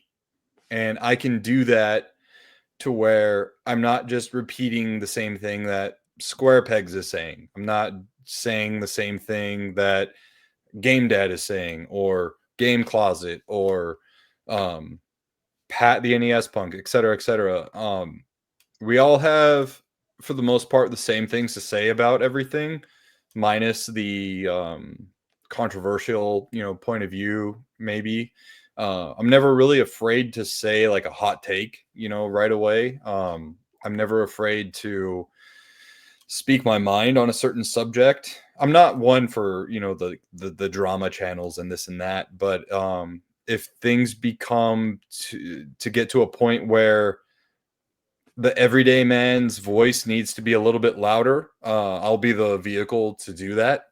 I've made a culture war video from last year depicting both sides of the coin when it came to like censorship in video games and forced DEI and certain agendas into video games. I was kind of just the person in the middle that said, "Hey, wait, I'm speaking for everyone here." I digested that one right before the podcast. That was the last video I listened to, and I kicked it up to time and a half so I could get through it in time. Yeah. It's just a lot, but when it came to where the channel is now with the podcast and the long form content, as well as the shorts that you make for YouTube or whatnot, I thought to myself, since I was restarting everything after my divorce, I said, what's going to be easier to edit right now? long form or film and edit, long form videos or an audio only podcast. So I said, let's do the podcast. I convinced my best friend Josh to do the podcast with me. I was like, listen, bro, you don't have to be on camera. Well, it'll just be our voices and we'll see what happens. And he was very shy to be on camera. So that was a winning argument for me. And then after our, I to humbly say, immediate success on the audio platforms, we decided to start doing the podcast live as well as on audio only platforms. And in addition to that, people were like, hey, we want more. So I decided to make long form videos again. And we did gameplay live streams, and, you know, it all kind of evolved organically. And now we're at the point where we've broken, you know, certain goals that we've hit, and it's just higher and higher now. And we need to keep improving the quality of the content as well as the presentation. Because when I say quality of content, I'm not just saying fancy microphones and cameras and this and that. It's really, what kind of writing are you putting into your videos if you're doing edited videos? And what kind of topics are you bringing up on your podcast? Because anyone can talk about PS5 Pro, for example. Anyone can talk about, you know, the latest reveal, like Ninja Gaiden 4 that was revealed today. You know, what kind of quality are we going to bring to that subject that not everyone else is going to hear when they go to this channel or that channel or that channel? We also try to do our very best to give back to our community. So for the second year in a row, this past December, we've done our N Squared podcast annual Christmas toy drive fundraiser. We raised funds. This is awesome. Thank you, Scott. Yes. We raised funds for the last 2 years. We've raised funds. The first year we raised about $350, and then at the end, Josh and I put in our own portion. So we hit about like $450 the first year. The second year, this past year, we raised a total of $1,150, and we donated all the proceeds to the Tucson Medical Center Children's Hospital. So we went out with those proceeds, all those funds. We bought all kinds of different toys, video games, and whatnot. We called ahead to the hospital and asked, what can we do? What are you needing? What are the kids wanting this year? You know, and whatnot. So we did that. We did all the shopping. We came back the same night we did the shopping, and we did a live stream, showed the receipt of everything that was purchased, all the money that was allocated. Unfortunately, you kind of have to do that these days. Yeah, concerning that other guy. Yeah, Gerard. Gerard the completionist. Gerard the thief. I mean, did I say thief? Yeah. I mean, So Gerard yeah, the you're not wrong. completionist or the incompletion. I guess he's incomplete. Yeah. Unfortunately, I'm going to pause you just for a second. When he posted the picture of all the toys and stuff, I ran and grabbed my wife and go, look. And she was like, that's so cool. I go, is this the coolest thing in the world? I mean, I'm almost tearing up about it now, dude. Thank you. I've wanted to do that for a while, but not the way that you did it. The way you did it was just so grand, Santa Claus style. Mwah. It was just beautiful. Beautiful. Thank you, dude. Yeah. Unfortunately, the year we decided to start that 2 years ago, it was literally like the week the news had broke about Gerard's scandal. Yep. So it was at a time where people were kind of skeptical on to donate, you know, towards charity for YouTubers, because, you know, there's one seed and it ruins the farm. You know what I mean? There's one bad seed and it ruins the farm. But I think we've started to prove that there is goodwill still out there, and there is still good intentions followed by good actions, you know. So yeah, we always try to just be real, you know, with our audience, and be real with our community, and always give back. For instance, I know I'm rambling, and I'm sorry. I'll cut this short here. No, that's fine. With we our got a lot of time. I warned everybody. How long is the podcast? Well, we're at 90 minutes in. I mean, we could go 3 hours in total. I'm no stranger to a long podcast. Our show sometimes has gone like 4 hours, but anyways, the record is 340. But I got to cut it off at like 3:30. Okay. Yeah. That's just, you know. Yeah. On our podcast for our Patreon supporters, anyone that signs up to our Patreon, they get sent a sticker, custom-made stickers that I had of our logo, and a handwritten letter thanking them. And I write the letter, and it's not like a cookie cutter letter either. It is very specific to that person or individual, because chances are they've interacted with us in chat. Obviously, if they've had enough inclination to inclement, whatever it is, to It support sounded us. good to me, whichever. Yeah, to support us through Patreon. So obviously, you know, there's a relationship there. So I make every letter interpersonal with each other, with that person, and you know, there's just that sense of like raw realness, I suppose. My co-host, if he was here, he would be able to tell you that, because I do cosplay as well at conventions. I do a Super Buff Mario, as it's been named by the community, as well as like Mike Hagar. I've done Mike Hagar as well from Final Dress Fight up as fame. me once. Just be a tall dork. Yeah. And he will tell you, I can't go 10 steps without someone asking to take a picture, or I'll be game hunting, going through vendors' booths, and they'll say, "Hey, I watched your show before. Can I take a picture with you?" And I just say yes immediately. I big smile. It doesn't matter if I'm filming something or not. You know, you aren't in the position you're in without those people. And either which way, I'm still a person. I'm still a human being. I still have a, I wouldn't say traditional 9 to 5 because I'm a business owner. But I'm in manual labor. You know, I'm in construction. I own my own construction company, and I'm out there every day, you know, drilling and hammering, you know, the screws and nails in, and cutting up the boards and all that. So, I try to keep it as real as possible with our audience. We have no like agenda. There's no grifting, you know, like that's something that I hate to see in the community is the grifters, the people who just pop up where the money is, you know, and they're in an echo chamber and so on and so forth. Note to self: don't grift next week. Nick doesn't like Yeah. Yeah. Yeah, there's a lot of grifters around. They're all over the place, and they're in every industry. Yeah. I'm sorry, I'm stupid. I just Oh no. You're good. You know my Nick humor by now. popularized the term grifter because I don't think hardly anybody was using the term until he came along. Right.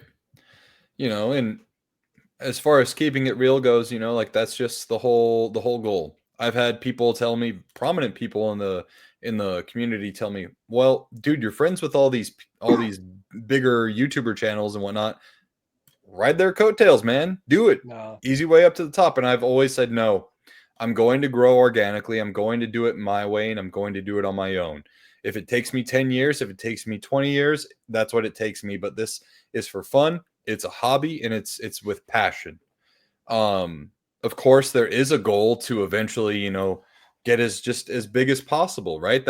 I mean, everyone has that goal in their mind. Even if they say it's just a hobby channel, even if they say it's for fun, everyone wants to like let's level with each other here, right? Like everyone wants to be as big as they can to earn some kind of income off of it, and to get invited to conventions and collaborate with other bigger people.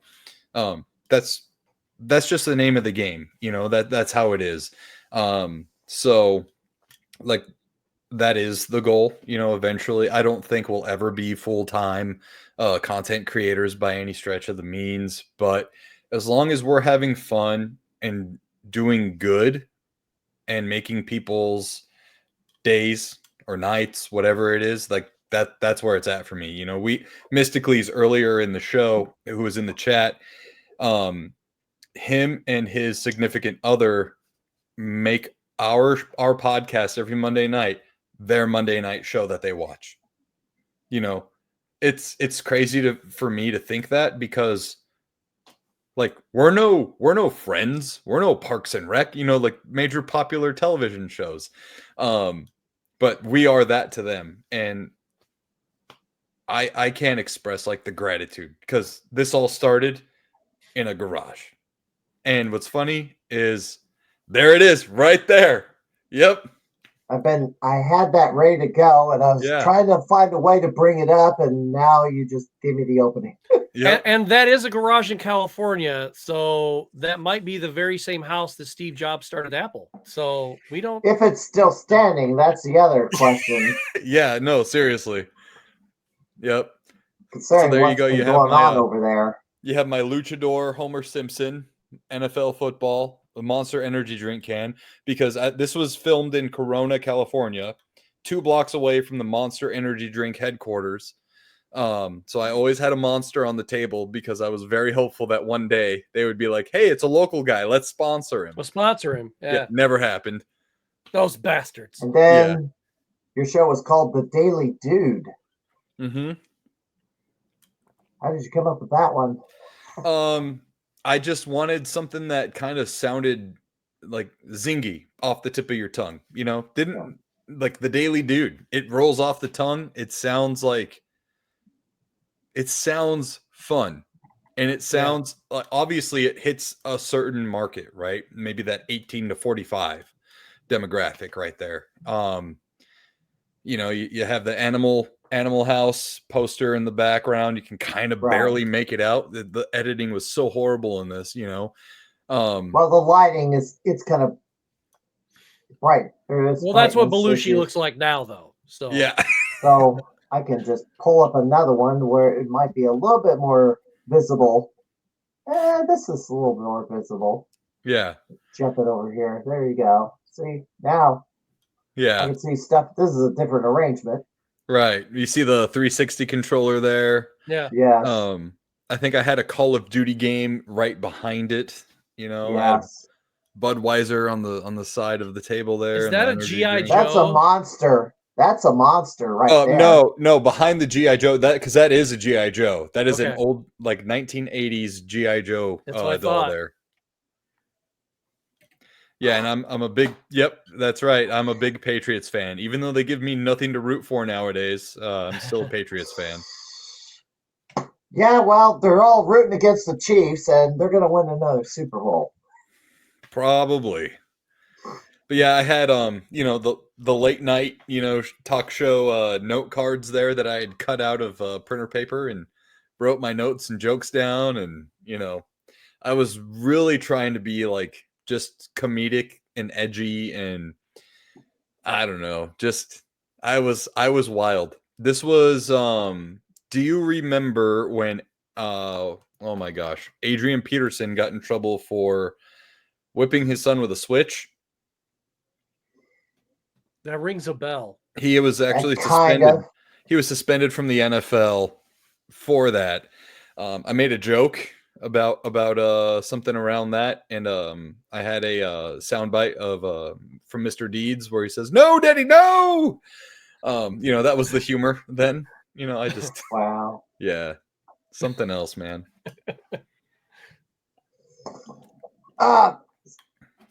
It's obvious how you came up with the name for your podcast. In squared, that means Nerdy Nick, correct? Right, correct. Yes.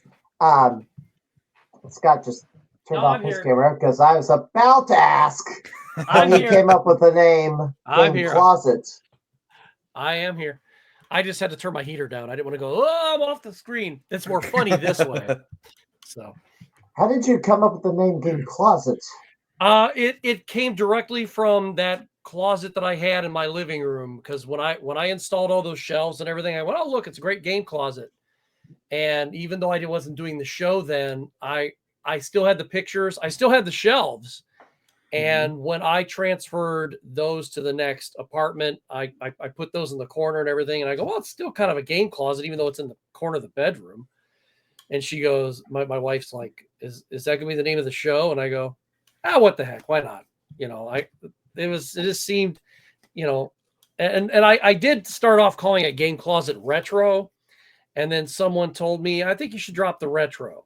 And I go, why? They go, well, then you're just kind of you're zooming in on just, one particular thing, and you're not doing everything all retro. And I go, well, that makes sense. Even though I think my email is still Game. No, it's not Game Closet. But on Facebook, it's Game Closet Facebook at game.closet.retro, I think, but I don't think you can change it. So I was like, out of Probably shouldn't, because that's already out there. Yeah. Trying to bring that doggone banner back up on the screen. I can't find it. There it is. Jeez, right that's there. rough. Yeah.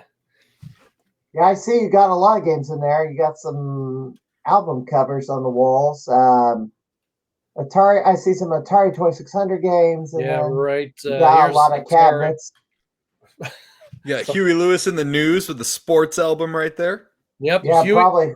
Yeah, Huey Lewis. There's Van Halen Women and Children First, Van Halen 1, Billy Idol. This is the classic Game Room Laser Vision Hyper Album set. Metallica's Kill 'Em All, Van Halen's 1984 Yngwie Malmsteen Trilogy, Iron Maiden Somewhere in Time, Megadeth's Rust in Peace, and Van Halen's 5150. And I have a whole bunch of other ones that I haven't framed yet. So and then there's more over this way too. So the videos you've created, they look pretty extravagant. Some of them can be. Like the hero video. You have the track playing in the background, and it was just like, how much green screen? You like shot like an action movie. Pretty much. For that one, it was an action movie. And I would suggest, if you decide you want to show a second of that, mute it, because you will get flagged. Because that song, the one that I use is definitely, the Holding Out for a Hero, but it's a different version. So I decided that I would find a version that I really liked, that it was very James Bondian kind of sounding, and I was able to share revenue with it and not get flagged. So I was looking, and I narrowed it down to 3 different ones, and then I did choose that particular one. But When you say flagged, I mean they're gonna copyright strike you, or just said? Yeah, if I would have used the real version, I would have probably gotten a copyright strike, or I might have just gotten a copyright maybe some kind of hit of some sort. But I just decided to use one that I knew I could use and just share the revenue, as opposed to getting any kind of damage toward the channel. And I've done that. I'll say this though, revenue share on YouTube is too much of a pain in the butt, and I'd rather use Rumble, because they're a lot more reasonable and don't do all this content flag nonsense. Right. Well, I do YouTube subscribe. flags everything I post. I do subscribe to a music service as well, and I do use some of YouTube's content, music content as well. But a lot of that, they haven't added any in a long time, so it's just kind of like, eh. But there are 2 videos that I specifically said, I don't care about this. Mm-hmm. I want the video to go out there. I want it to be seen and heard as I made it. I did not care about getting any money from it. So if I never saw 1 dime from this video, I don't care. I just wanted it to be out there for people to see and to enjoy. Now, of course, this is the cinematic part of the video, and then we get into the review of the game itself, which of course is from 1984, I believe. 84. And there's a lot of people who actually chimed in, and they said, I've never even heard of this game. And I'm like, that doesn't surprise me, because that's when the market crash was about to occur. Even though this is one of Activision's best games for the Atari 2600. But of course, I go full tilt with all the comedic stuff, even through the video itself. I had to show off my other cat, because she's hovering. She is 17 years old. Oh, really? Wow. Yes, my grandma's cat. I adopted her after my grandma passed, because she was chosen to take care of grandma, because she just lost. Because grandpa passed away. And so, yeah, she's been around, and I have to kind of defend her against the ginger. Anyway, enough about her. I'll throw this back up here. I gotta take it off the here you go. Nope, that wasn't it. But sadly, a lot of my more epic videos like this where I put a lot of the cinematic work in or skits and stuff, they just don't do well. They do not get the views. There's only been one, and that's the most popular video on my channel. That's the Knight Rider video, and that's for the Knight Rider, the video game for the PS2, and that's a PAL game. Mm-hmm. And that one has it just recently, I think, went over 37,000 views. Yeah, and great. You pull this one up. It's in the last few months, isn't it? Yeah, I think Nick, that came out in, I want to say September, October, something like that. Yeah. Did you build this or did you have a kit? No, that is all green screen. Wow. I know. A friend of mine actually he's in LA and he bought one of the cars. Matter of fact, he bought two. And the original that he bought did not have the T-top. So he's tall like me. He's a little shorter than me. And he bought another one. And I don't know if he still owns this one, but he says he was going to sell it. So, so yeah. I got the counterfeits. He took pictures and he sent them to me. And then like the steering wheel, the steering yoke there, I added all that. That's all just me and Final Cut Pro. Man. Good grief, what do we got here? And if I could afford to hire an editor, you would be it. and the voice of Kit is also me. Wow. Now this one you wouldn't get flagged for anything if you played any audio. Yeah, they had a kit at Midwest Gaming Classic. I know that. Yeah, I heard about that. And the voice of Devin Miles there, that's my buddy Johnny Graphics. I asked him, I was like, listen, I can't be the voice of everybody in this. And he goes, I said, I could do it, and I could do a very good Edward Mulhare. But he goes, I don't know if I can. I go, trust me, if you can do a British accent, you'll do just fine. I said, it needs to be cheesy. And I was kind of going for that Conan O'Brien original NBC kind of a look. I said, we'll just kind of mask out where the mouth is, and it'll be cheesy as heck. And when I do part two, if I get my way, and I'm not going to say what the ending would be, but the real revelation of who the guy playing Devin Miles might be somebody that if I can pull it off. But if not, it'll probably just end up being Johnny. He'll just, it's me, that sort of a thing, which he's okay with because that was the original idea. But then I came up, I was like, if I can get my way, there's somebody out there that I'd have to ask to see if they will do a cameo. And if they'll do a cameo on the video, then that'd be fun. So yeah, the whole video is Kit picks me up. Just to explain real quickly, Kit picks me up. I'm in New Jersey. I just got out of the nerd's house. The Angry Video Game Nerd just threw me out of his house in a related video because I'm walking through the streets and Kit just shows up. And he picks me up to take me back home. And he reveals to me that the Foundation for Long Government is real and that there are counterfeit video games being traded into stores. And he's going to... we need to get to the bottom of it. So I make all these fake video games. And this place here is CNC Video Games in Fremont, Ohio. I also went up to Detroit, near Detroit. There's two stores up there, but one of them that I went to, it's Retro Taku Video Games. And then my friend, John, who owns the store here in Bowling Green, Rock'em Sock'em Retro. Those are the three stores I went to. And they all were great sports. They're like, yeah, come on up. We can do this. So I pretend that I'm playing this video game that he gave me, the Knight Rider video game, while we're driving around to the next locations. And then I get to the end of the video and I tell you what I think about, the game through these segments and stuff. So now you say counterfeit video games, so is it just reproductions? No, not so much. Kit points out to me, he says, because each one of them, do I have one of them lying around? I'm seeing pictures. Give me 1 second. Give me 1 second. Okay. I will show you one of them right here. Oh boy, here we go. Let's see what we got. Okay.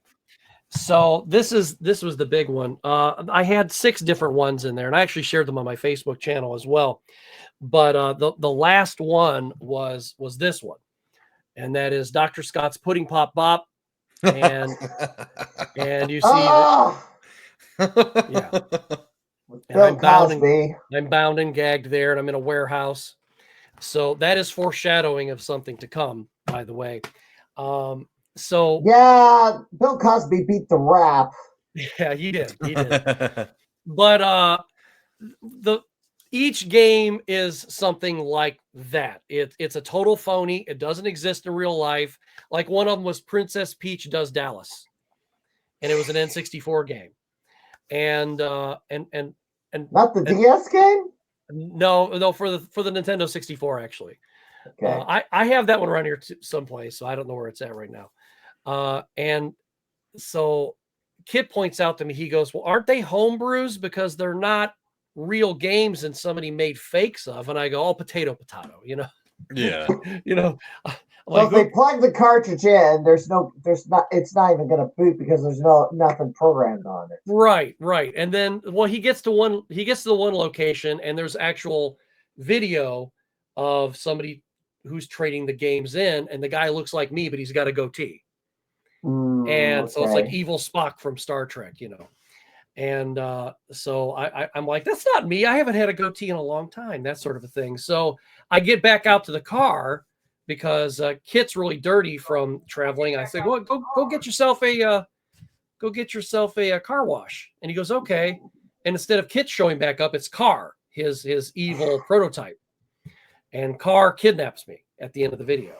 So, I mean, there's a lot of, not all of my videos are like that. I mean, like I said, I do a lot of top 10 lists and sometimes some reviews. It's never a straight review though. I just can't sit here and go, and here, this is such a cool game and it is so bad, or I can't do it. How long did it take you to learn all those video editing packages? Because I originally started with, everybody used Windows Movie Maker. Mm-hmm. But if I wanted to make anything, I needed to get something better. And I had Pinnacle Studio. But at a certain point. Well, I started off a long time ago with iMovie. And not on the channel, but just, straight old iMovie. And then eventually I started doing, it was Premiere Pro, Adobe Premiere Pro. And Adobe Premiere. And I learned that I kind of self-taught because the application very much is set up like how Photoshop or anything like that would be. And since I'm trained in those, I just kind of figured it out. And then the very next thing I ended up doing after kind of getting very familiar with that, the company that I used to work for, the computer they bought me, I also had Final Cut Pro on it. Well, they hired a couple of video editors, and I said, well, you know what? Instead of me working on here, and occasionally I'm gonna do some editing here and there, and I'm gonna be helping you guys out, I will work on the same platform as you. So my wedding video hadn't even been edited yet. So I said, I'm going to learn how to use Final Cut Pro, which is a really different beast from DaVinci or Premiere or any of those. And I learned Final Cut Pro, and then I kept learning, and I'm still learning even now. But there's a lot of stuff that, I don't know, I guess I'm just a really quick study when it comes to some things. And the green screening techniques have really, from when I first started it to now, it's exponentially crazier and better. And now with some of the new tools that are in Final Cut Pro, like the hero video would have been a lot easier had the latest update come when I was making the hero video, because there were some updates for rotoscoping, automatic rotoscoping, that would have just shaved hours off my time, and I would have had to worry about really staying on the green screen then. because my friend Olivia, who is in the video with me there, if we did all of that in this office. Yeah. All of that was here in this studio. I had green screen on the floor, and I had one across here, and the one that I always have across the back there. Mhm. And if, and there's my wife, she's watching the camera and she goes, nope, you went off. I went, darn it. I'm like, all right. So we had to do it again because, I'm like 6 feet, 5 inches tall. So, and I had the green screen as far as the ceiling as I can get it. But if I went off the You're a screen, giant. You're practically a giant. Yeah. So, and it's a small room. It's, Yeah.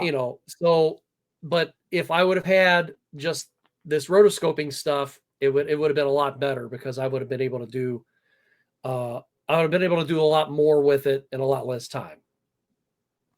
And wouldn't have to worry about the green screen either. So I know Pickle Studio, I use that heavily, but when it shifted, when it made a major change starting with version 16, it was like completely different. And it's like, and it's real clunky. And it's like, I stopped buying Pinnacle Studio. Well, a lot of people when Final Cut went from the version it was on to Final Cut 10, which is Final Cut Pro X, they were not very happy with a lot of the changes that were made, and then eventually they started having some updates that brought a lot of people back. But a lot of people, of course, switched over to DaVinci Resolve because it's a great pro application and it's free. And I've told people like my friend Radbash, who is on another channel, he was like, well, what would you recommend? And I said, I think if I were you, and he has an older laptop, I said, you can get an older version of DaVinci Pro. I said, I would start with DaVinci Pro. It's or DaVinci Resolve rather. It's a great application. You can get an older version if you need. You don't need to buy it. Any of the new stuff, any of the stuff that they want you to buy is not really necessary. Right. Basically, it's just a lot of, different color applications and things like that. So I say anybody who's wanting to, if you don't have a Mac, if you do or don't have a Mac, and if you don't want to spend it, and if you don't want to spend any money, get DaVinci Resolve. But if you do have a Mac and you really want something that you might be already familiar with, and you don't want to spend any money, get DaVinci Resolve. But my go-to is Final Cut Pro.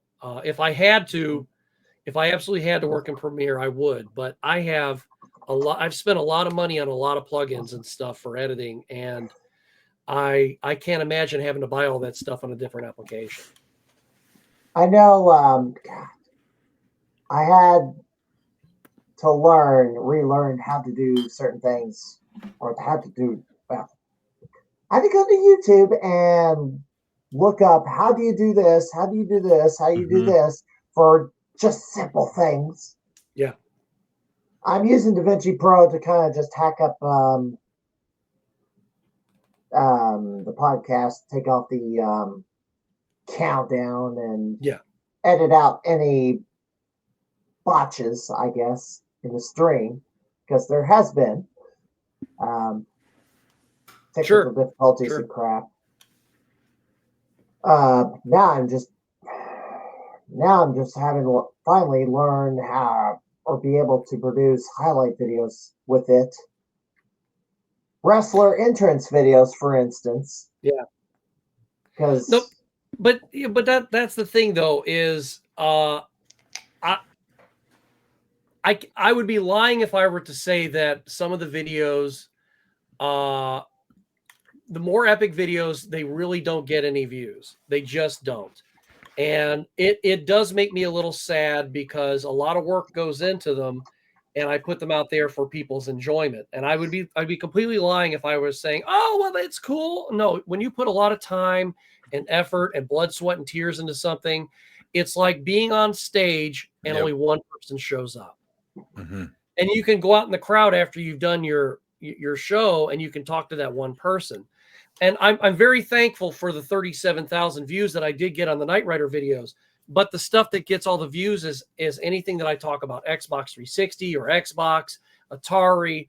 A lot of that stuff gets a lot of views, especially if I'm talking about, I have a couple of videos on 51 great Atari games, 40 more great Atari games, Xbox 360 games that are, backward compatible for your Series X, that sort of thing. Those videos do very, very well. And sometimes the craziest videos, will just take off. But the ones that I put my absolute most time and effort in, which I don't throw out an epic video, and like I said, I call the epic videos. I don't do those all the time, but when I do them, I know they're not going to do well, but I still do them because I enjoy doing it. And the people who, like my buddy Rob said, Retro Rob, who retired from YouTube, he said to me once, he goes, well, you're not doing it for the views anyway. He goes, think of it as you're doing it just for your friends. And I said, that's a good way to put it. And I know that sometimes some of those videos do catch on. And even though I am on the lower end subscriber wise, maybe one of these days, when, I climb a little higher, maybe some of those videos might get, caught by other people, or they will see the playlist that'll be called like, Dr. Scott's favorites or whatever I have on there. And they'll go through that playlist and watch, and they'll go, hey, this, there's some real entertainment value here. And it doesn't have to, as I've said before, you don't even have to like video games. And if you watch those, I guarantee you're going to be entertained. And that's all I want to do is entertain people. I mean, if I can, and I said it earlier, if I can get a good chuckle out of somebody, or, if I get a couple of comments saying, dude, that was just, that was a lot of fun. I'm just like, thank you. I'm glad that I took you out of that crazy place that you were in for a few minutes and brought you to a place where we both can kind of have some fun, And the purpose of mine, it's hard to have a conversation at the arcade because I'm a frequent trips up to Galloping Ghost. But I only have so many hours to be there to chase scores. And plus, the place is extremely noisy because all the games are making noise. So, all the attract modes. Yeah. So the podcast, it's easier to have a conversation with the gamers on this than in person, unless I'm outside the building where it's not as noisy. But then again, it's on Ogden Avenue and there's all the cars going by, and it's almost as noisy because of the traffic. Right. So what are you gonna do? Right. What are you gonna do? You're gonna ask Doc Mac to shut down all the machines so you can, have a little recording session, These are so noisy. Come on. Yeah. Turn them off. Although I have been in there when all the machines were off, stayed there till close, and so I was there as the machines are being shut off, sections at a time. I'm having a chat with whoever's on duty, and whether it's Tommy Waffles or somebody else. I posted a picture of what the place looked like with all the games off, and I bet it's a liminal space. Yeah. Yeah, a little eerie, yes. Could say that. But then again, I kind of had the idea where you're playing that Ric Flair's theme, and as the machines are powering on and the camera is panning across the arcade and all the machines are booting up, and it's like with that thing blaring in the background. It's like kind of an awesome feeling there. But so let me ask each of you, we're past 10 o'clock, 2 hours elapsed. I think we'll go until 10:30. Where am I going here? Because I've written some stuff down, and I know I asked Marcus some of this, and because he had you're having a yo-yo here, so that's and it's okay. You were attacked by a feline earlier, so Yeah, and the other one's kind of been needy my other one's been hanging around wanting my attention because she's You attack elderly. me one more time, no more fancy feast. Well, she wasn't attacking me. She's just like wanting some love. Yeah. But I guess I'll ask both of you future goals. Scott, do you want to go first or? Mine'll be easy. My future goals very similar to what a lot of people would probably say, but I know what Mark has said. Of course, grow the channel and grow it organically. But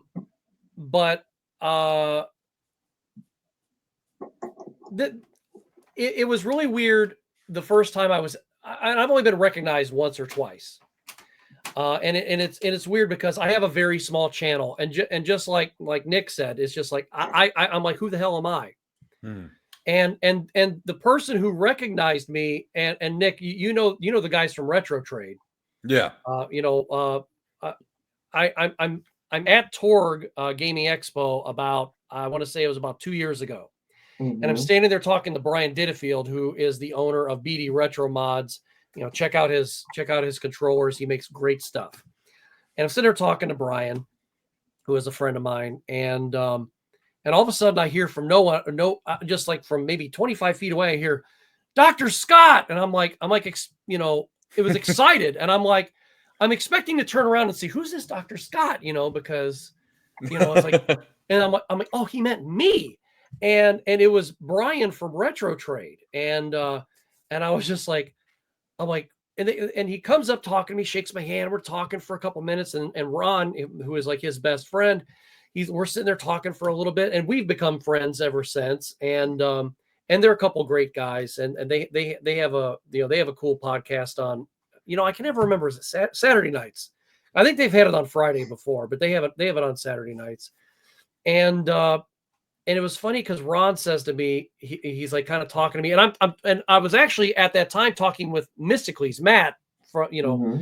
and we're sitting there talking, and Ron says to me, he goes, "Yeah, dude, when he saw you, he was like fanboying out," and I'm going, who the hell am I? I'm just a guy that cuts a bunch of film together and puts it up there for people to giggle at. I mean, I'm just some idiot, and I just thought it was kind of funny that that this person who recognized me was like, I will go, a fan, I'm like, Yeah, it's just like, it's just like, well, this fan's a buddy of mine now, so that's even better. But other goals, maybe I don't know, maybe to be recognized by an actual celebrity. I will say for the record, you have 3,000 subscribers. Votary has 2,800. Actually, you have, what was the count? Exact count? Yeah, 3.04. Yeah, 3,000 subscribers. Rotary is 2,800. N Squared has 1,000, and I have about 1,000. So yeah, we're sitting at about 1,028 as of tonight. And I mean, and that's no small feat, getting 1,000. I mean, that is that was a very course big of 15 hump years for me. That is a very big hump to get over. And Yeah. and it was kind of like this, like my buddy Retro Rob, God bless him, he was trying to get me over that 1,000 the summer of 2023. He was desperately trying.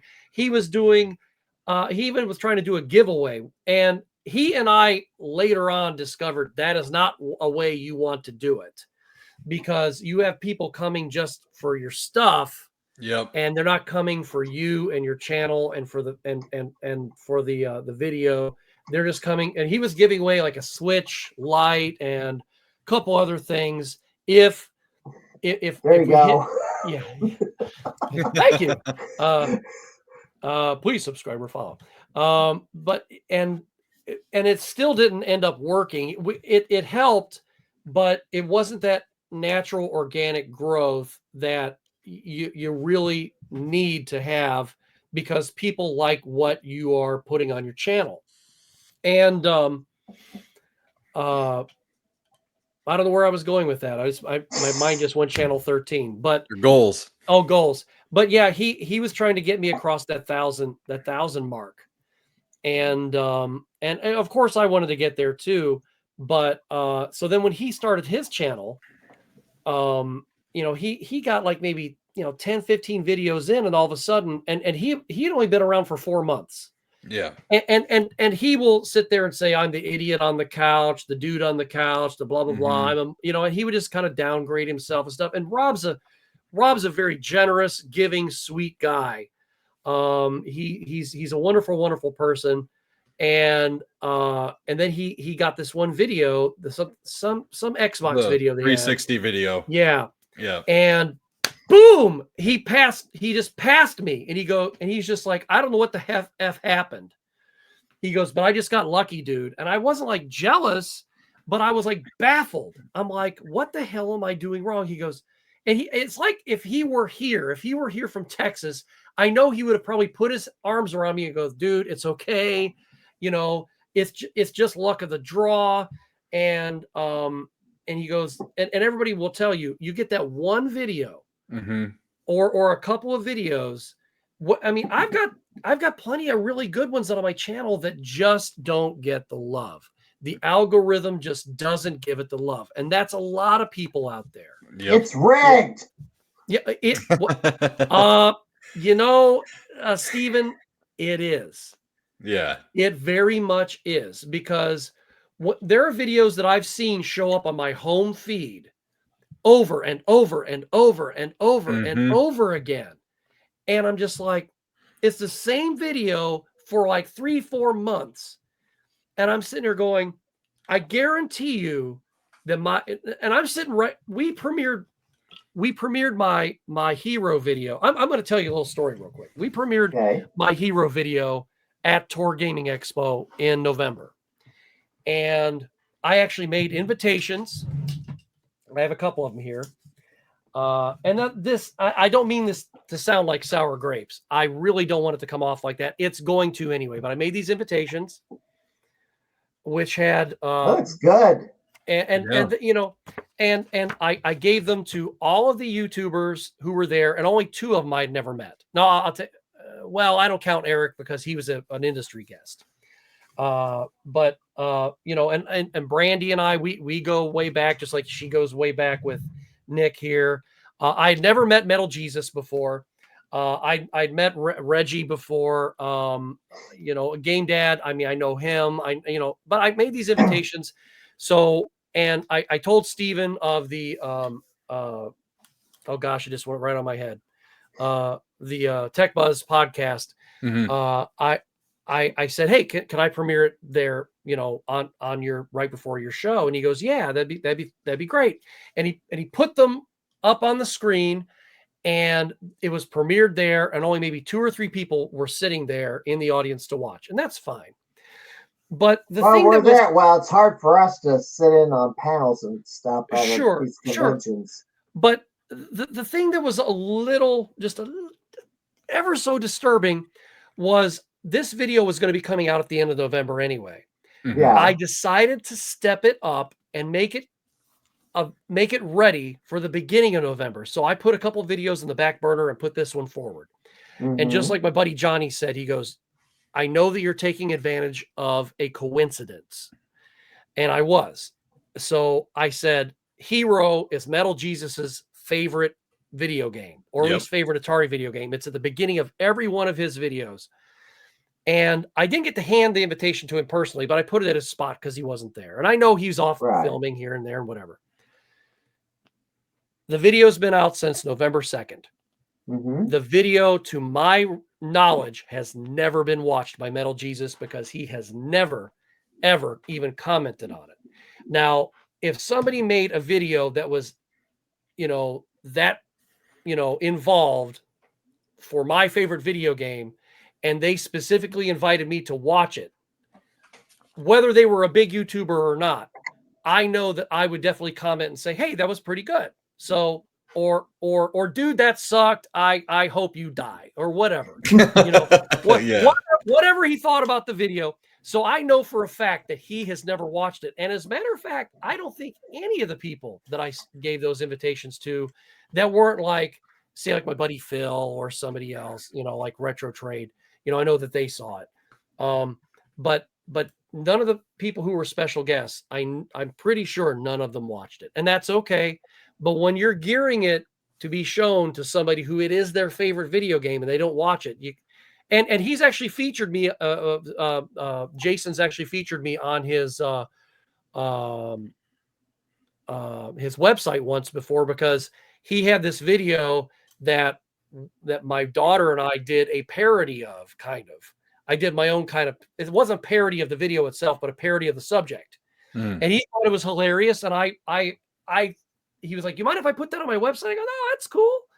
And I was just happy that he shared it, and that was it. And I guess it's kind of like, I'm a happy face whore, if you want to put it that way. And I don't mean I'm a happy whore. What I mean by that is I really love making people happy. And if I can get that, that smiley face off of somebody, hey, that made my day, then I'm like, yes, I ate my chocolate for the day. That's, right.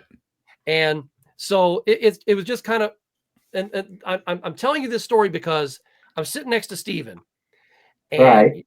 and he says to me, he's watching the video, and he goes, dude, if this doesn't hit 10,000, if this doesn't get 10,000 views in the first week, there's something wrong. I know that YouTube is rigged then. There you go. YouTube is definitely rigged, because when they tell you over and over again, if you shoot something really well, if it's really captivating, if it's a really good video, it's going to go to the top. I have videos that do really well, and I put a lot of effort into, but they're not that one. It's just like, oh, here's the top 10 of this. And it's just, and like Marcus talking about that chair. What the hell? The chair?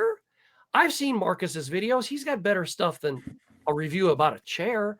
So yeah, YouTube, Steven, YouTube is definitely rigged. It's rigged for the big guy. It is. And that's the thing is, I don't think YouTube understands that there are people out there. I'm not talking about just me, but there's other people out there who are smaller creators that if Google, who is the original parent company of YouTube, but if Alphabet wants to make some cash, and you're going to make more people bigger, not just your people. And and I remember John Riggs telling me this. He says, don't think that Jason doesn't have an exit strategy. He can't do this for long. Right. He can't do this forever.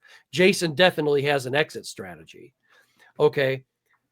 If YouTube, because there are people retiring left and right, whether they're big YouTubers or small YouTubers. Yeah. They're not making content anymore. So they better start handing the reins over to other people. And it's been proven, they even said themselves, when it comes to delving out the cash to people and actually paying different niches or different subjects and stuff on YouTube, that the people who make video game content get paid the least amount of money. So they'll give they showed like cooking channels and stuff like that. They will get paid for the same view. They will get paid more money than say Nick or I will.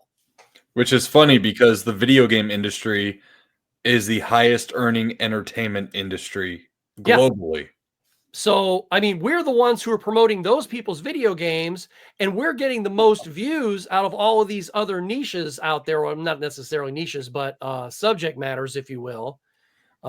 And we're getting paid the least. Now, that's not a complaint so much of going, where's my money, bitches? No, it's not. Excuse my French. Yeah. But it's kind of like, if we're putting in this much effort and there's a lot of people retiring and, and come on, Angry Video Game Nerd, I like his stuff, but and his stuff is getting better now that he's gotten some new writers and stuff. But James, writers. Yeah, well, he does. But he has other interests, and he's a married father now. Okay. Yeah. James is not pumping him out like he used to. Scott the Woz is not pumping him out like he used to because he is so big. So if he can put one video out every 2 months and within 10 minutes of it being out, get 500,000 views, he can go back to sleep. Yep. I can't do that. For me to get 500 views, I got to get another video out next week. Just saying. Yeah. Do De- not delve- like delve get 500 views for this podcast. Well, I did last week, but that thanks to Game Station.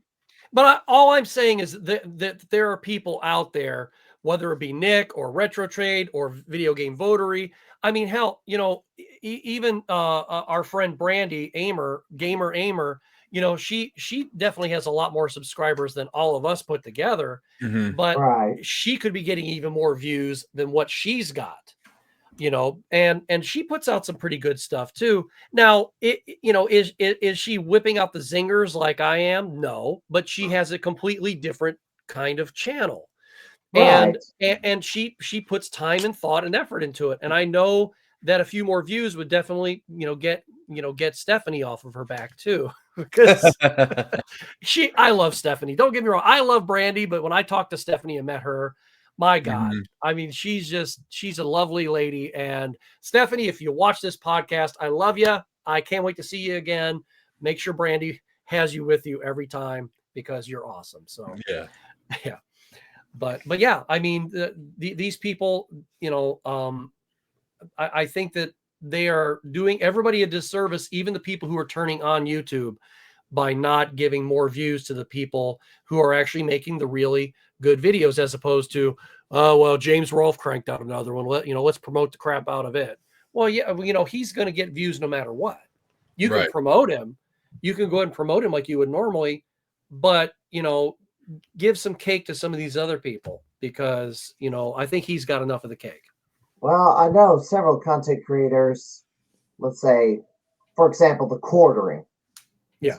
One of the channels I follow, he doesn't put all the eggs in one basket. So because of the doggone rigged algorithms, he has everything mirrored to Rumble and I guess what else is there? Vimeo. Well, so does Geeks and Gamers and I know Gary from Nerdrotic does the same thing. I don't know if Doomcock does the same thing. I mean, I would imagine. I don't know if he's on Rumble or any of those other ones. I would imagine he would be, considering how big he is. But even some other people who are smaller creators, like just for example, if you like Doctor Who and if you like hearing talk about Doctor Who or even about movies and stuff, there, my friend Dan, who is in Great Britain, he has two channels. He has the Type 40, and that is all Doctor Who. And then he also has the Space. It used to be good, by the way. Yeah, Doctor Who used to be good. I built a TARDIS. I have one, and I have a mini TARDIS out in my living room. I mean, that was my wedding theme. So, but yeah, once Jody came in, and we're not going to make the show about that, but once Jody came in, there it went. I would have asked about the Culture Wars video, but we're not going to have time. Right. But still, I mean, he is not getting, I mean, he has a podcast and he does make a video here or there, but I know he's not getting the views that he should either, because he's a great host, has a great show there, but they're just, and I know it's a real small niche too. I mean, talking about Doctor Who is a very small niche. Here. Yeah. So, but he has a great show. And I'll tell you what, when I do my podcasts, the only reason why I can do mine as well as I do is because of how I've modeled myself after watching Dan do his. He's a great host. He's a good friend, and everybody that's on that show, they're wonderful people. They call me their honorary Brit, so that's an honor. That is an honor, just being called that. And I have to watch myself because I am also an accent chameleon. So if I'm around too many people of the same accent, I will start to sound like them. I get that. Oh yeah. So I have to make sure I still sound American by the end of the podcast, because I don't want anybody to think I'm making fun of them. Because if I'm watching Peter Capaldi, by the end of an episode, my wife's going, "Why do you sound Scottish?" So all right, Rocky. Scott's been talking quite a while, but I went off. What? Go ahead. 30. So you screen whore. No. I'm a screen. That's your fault, Rocky, because you kind of gave him the first shot at this. So it's all your fault. I'll let you. Yeah. Go ahead. I'll climb into my hole now. So Oh, yeah. we were talking about goals, right? Was that it? Yeah. Yeah. Oh, Real fast. Just to kind of echo on what Scott was saying there is, it is incredible to see just how kind of selective the algorithm is on YouTube. you're being nice. Yeah. Well, selective is definitely, I think, an umbrella term for it all. I've made, I hate to say it, but my most popular video is a PS1 hidden gems video. And it's super. It is hidden gems, but in my style. It's not a Metal Jesus Rocks video, Right. and this is not to rag on him at all. It's not like that kind of style where it's just kind of like, well, here's some games, and No, I wouldn't rag on him because a lot of these back here are his fault. right. Yeah, for me watching those videos. Yeah. And I would never rag on him. I've been fortunate enough to become good friends with him, and He's a sweet guy. oh yeah, I've spent time at his house and spent the nights at his house playing video games with each other and whatnot, and talk about imposter syndrome. Holy shit, but anyways, dude can jet ski. I will say that. we went jet skiing in the Puget Sound once, and that was quite awesome. Someone took our video footage that we had filmed that day and put the Wave Race soundtrack over it. And it was great. It was great. But yeah, no, the algorithm can definitely be selective. Like I said, I just got a comment on my PS1 Hidden Gems videos while we were doing this podcast here. And that's like my most successful video that I've ever done. And it's the one that I've probably put the least amount of thought into, if I'm being completely honest. I just thought, what are my favorite PS1 games that no one else ever talks about? And for me, growing up where I did in Southern Arizona, games that were popular here might not be popular where you guys were. Right. Like one of the games that I put in that video was it's called Tiny Tank. It is a late, PS1 video game. It came out like 99. I think it was from like MGM. I'm gonna write that down. Oh, do it. Do it. It's a great game. It's got Conker's Bad Fur Day humor. Okay. There's tons of like bleeps, throughout the game. It's a sentient tank. But anyways, Tiny Tank kind of sounds like a kid's game, but it isn't, obviously. Obviously, yeah, exactly. It's a great game, and it's like super cheap too. It's like maybe $20 at most. Is it in any realm kind of like Toy Commander for Dreamcast at all? No. Okay. So this is it is a vehicular combat game. Oh, okay. Yeah, it's a semi-open world vehicular combat game. Okay. I will say this, it is a one of a kind game. It never got a sequel. It never got a mention from Sony ever again outside of its release. Really? It is almost ahead of its time. Like and this isn't a plug at all, but if you watch my video and you just skip to the segment where I talk about Tiny Tank, you'll see exactly what I'm talking about because it's so just out there. Like, I'll be watching it tomorrow for sure. Yeah. But I did a gaming with nostalgia video where I spent maybe 30 hours putting this video together from beginning to end. And I thought, you know what, this is going to resonate with everyone and it's going to hit everyone in the feels. Like I go into talking about a generic 90s kid summer day, and 90s nostalgia is huge right now too. And I thought this is going to do wonders and do amazing. And it did not hit at all. Like not at all. This is not. That's Siphon Filter. Yeah. Wow, it was a second ago. There it is. Yeah, there you go. Oh, he's Hey. so cute. Yeah, this isn't my video, but this is No, definitely it's just the Tiny first Tank. one that came. The first one Yeah. I pulled up. Yeah, if you watch, and this isn't again a plug, but if you watch mine, I highlight some of the most comedic moments of the game, and I break down the gameplay and the soundtrack as well. It's pretty. It's a unique game. It is. I think it's ahead of its time. I think it's fair to say. Now you said Um, it was basically rated M. It's like I it guess the tank talks or what? Yeah, so real fast here, the tank is sentient. It Yeah. was so there was essentially in the game's lore, there was a war between humanity and machines, which is pretty generic, but humanity, what was left of it, went underground into hidden Mhm. bunkers away from the machines, and they developed this tank, Tiny, to essentially fight the war for them, and Mhm. Tiny was going to be one of many.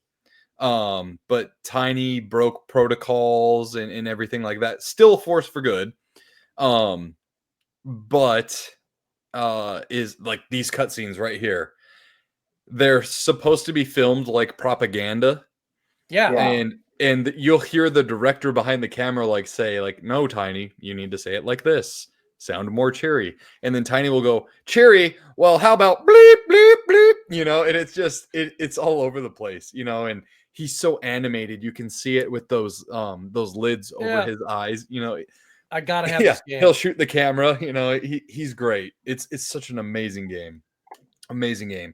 And people will be like, "I've never heard of this game." And I'm like, "That's crazy because it was a very popular game where I grew up, like down Hold on, here." hold on. I've never Yeah. heard of this game. See, I've never heard of this game. I There gotta you have go. this. Yeah. No, it's a great game. But yeah, anyways, that nostalgia video did absolutely nothing, and I dug through like old personal photos to throw in there and everything like that. Same thing with my thank you to 2024 video that I put out. It was very heartfelt, and it took me 20 hours to splice through all my videos and throw in clips because it was basically a montage of everything that we had done in 2024 in 5 minutes or so. But it took forever because that's how splicing goes. Mhm. But you throw out a generic list video, and all of a sudden it's doing buku numbers. Yep. So, I will anyways, say that when I was doing my wrestling show, which was Pro Wrestling Central Illinois this week at the end of the year, I would do the top 10 stories that happened in the coverage area, which would be Illinois, Missouri, mhm. and takes a few weeks to put that together, but it doesn't get the views that an episode where there's like wrestling matches shown. Right. Even though there's a lot of stuff packed in the half hour, and it just doesn't get it just fast moves all the way through. Yeah. But Yeah. uh, And that's the thing too, to ping pong off of Scott's point of a larger channel will do exactly what you did. Yep. mhm. You might have put more effort into it, as a singular individual, where they might have the finances to have editors and writers and so on and so forth. And they rolled out a bed Yeah. and did it. A bed. Yep. Yeah. And they get all the views. It's unfortunate. It's just the way it goes. So to literally bring it back here to the question, one of my goals is to multi-stream this year and multi-broadcast. And so I use Streamlabs as my not Streamlabs, I'm sorry. No, yeah, it is Streamlabs. I use Streamlabs as my streaming software, and we're looking to upgrade to the pro version, which will allow us to multi-stream. It will do all the work for us as far as Now wait. Now somebody said they were going to dump StreamYard. Well, he said Streamlabs. I'm dumping StreamYard. There is another, I don't remember the name of the service right now, but there's another one that's very similar to StreamYard. And Nick, you might want to look into this one. When I find it, I'll send it to you. I forget the name of it, but StreamYard right now, I can multi-stream to 3 different ones right now. and Right. and I paid, I think it was $420 annually. Wow. Yeah. Okay. Yeah. So, you know, I know that Mysticles also uses Stream, the same one you are, Streamlabs. Yeah. And Well, I got that too, but that's for gaming Yeah. streams. right. And I cannot remember the name of this other one. I wish I could, but they're very similar to StreamYard, and they give you a little more bang for your buck and a little less buck on Okay. top of that. So you may want to look into these guys instead. And I guess Restream? it might be Restream. It might be. I'll have to ask my buddy who's using it, the new one. It might be Restream, but I think it is Restream. because Restream, I know that Restream used to be just somebody that you would, they didn't have their own application like StreamYard has. It was an application that you sent your video from somewhere else to Restream, and then they sent it out to whomever. Okay. That's what it used to be. So I think Restream might have just gone the full 9, and I'll have to look. I can't remember. Sure. Okay. Yeah. So, major goal there is to multi-stream, to not put all the eggs in one basket. As a matter of fact, speaking of that, I've actually started to implement that goal already.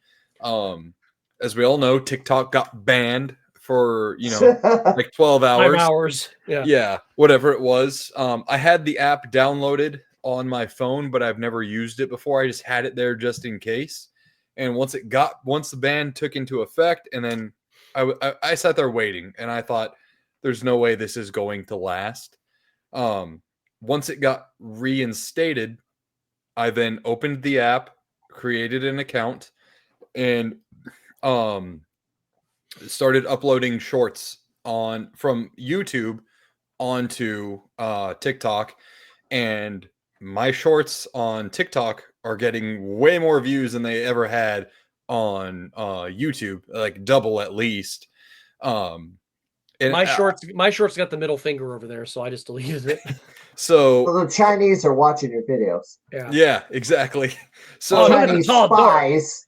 For me, it was more of strategy. I thought, okay, I'm gonna wait till TikTok gets reinstated. Then everyone who had TikTok is gonna go right back to it, and I'm gonna have this new account, and it's gonna get all those returning accounts in their eyes, and so on and so forth. And so far, it's been paying off.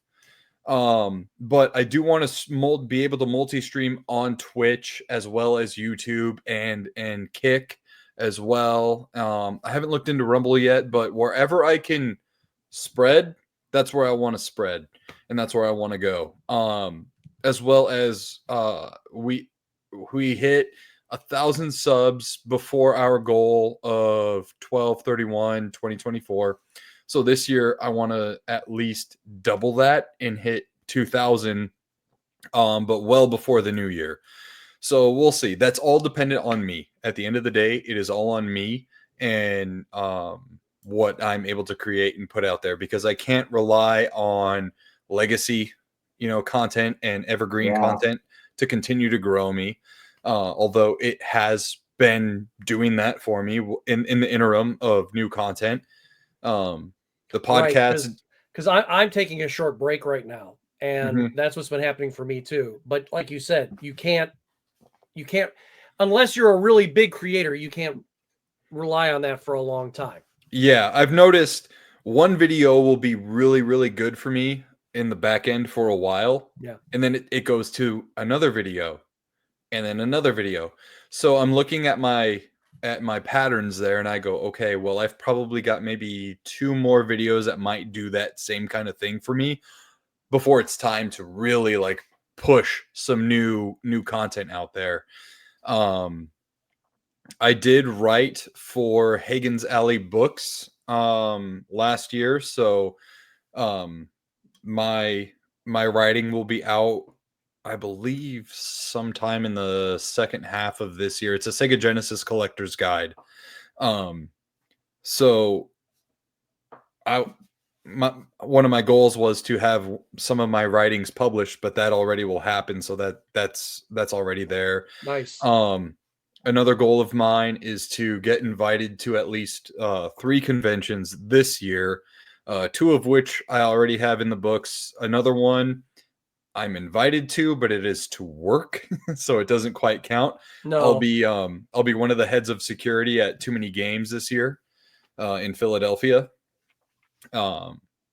Just not as a guest. Yeah, but you're not a guest, but at the same time, you're going all the way to Too Many Games and you'll be security, and that's a far cry from where you live, so that's cool in its own right. Yeah, plane ticket paid for, free Yeah. hotel room, you know, and all that, and plus I get paid to be there, you know. Yeah. Like I'll be working, and of course, I'll have time to walk the floor, and of course, there's the after hours stuff and whatnot. But you know, maybe this year it'll be security, and maybe next year it'll be as a guest. Who knows? Who knows? As you've said before, and I've been told this by so many guys like Metal Jesus, Ant Dude, and everyone else. Dude, you're one video away. And I'm not gonna lie, I hated hearing that after a while. I'm like, how many videos do I have to put out for that one video to happen? You know? Because everyone would always tell me, dude, you're so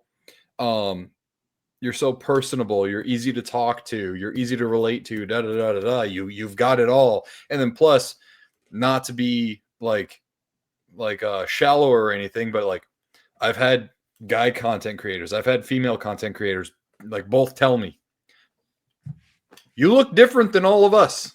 You're fucking buff. You're freaking handsome. Blah blah blah blah. And I'm like, oh, stop it. You know, I also suffer from body dysmorphia, so you know. Body dysmorphia.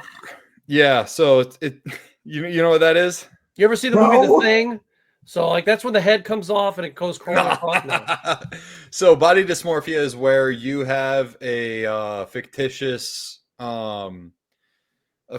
belief of like what you actually look like. So like unless I'm staring at the camera, I know I'm built, right? Like I look, you are. Yeah. Hold on. Body dysmorphia and imposter syndrome. Come on, Nick. I mean, I know it's it's pretty rough. I was raised to be a humble to a fault, you know, and so But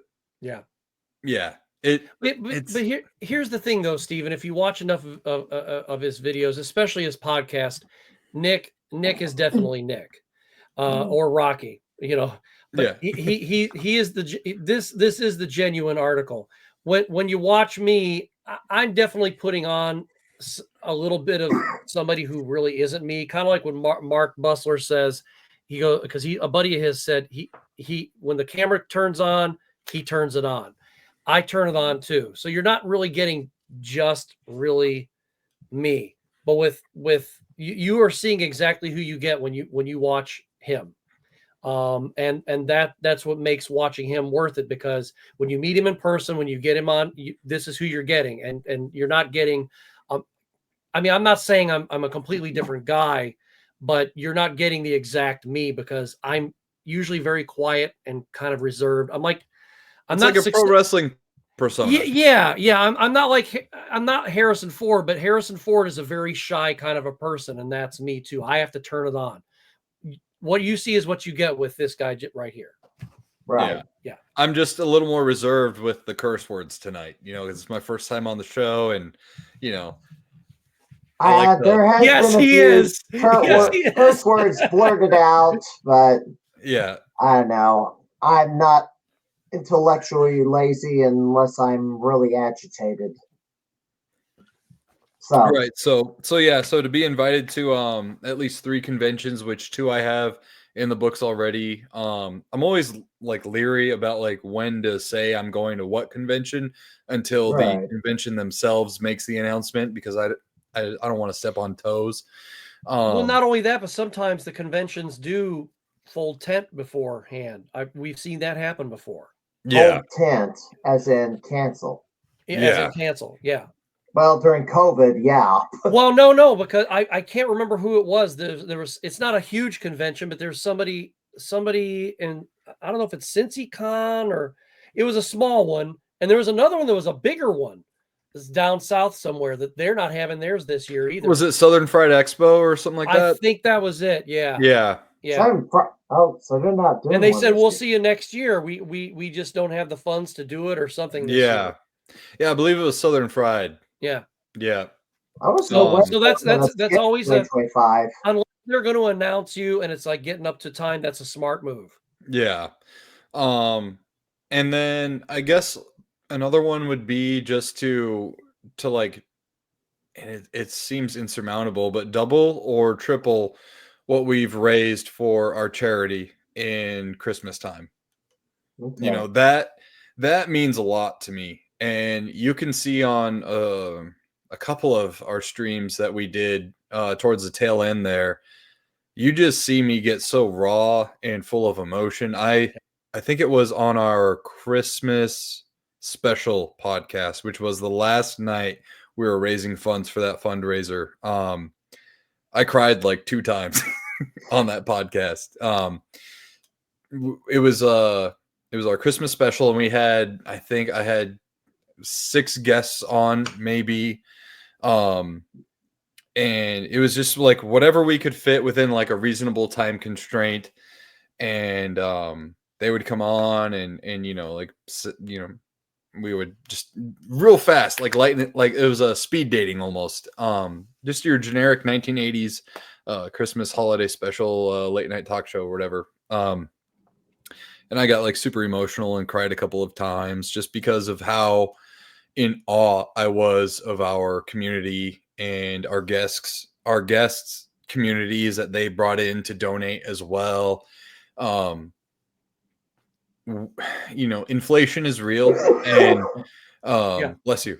Inflation is real, and you know, $1,150 only goes so far, you know. And while we did get a lot, we also did splurge a little bit. We bought the hospital a new Nintendo Switch Lite because their previous Nintendo Switch Lite, while it was making the rounds to the kids' hotel, or not hotel rooms, hospital rooms, got crushed, like run over by one of the medical carts.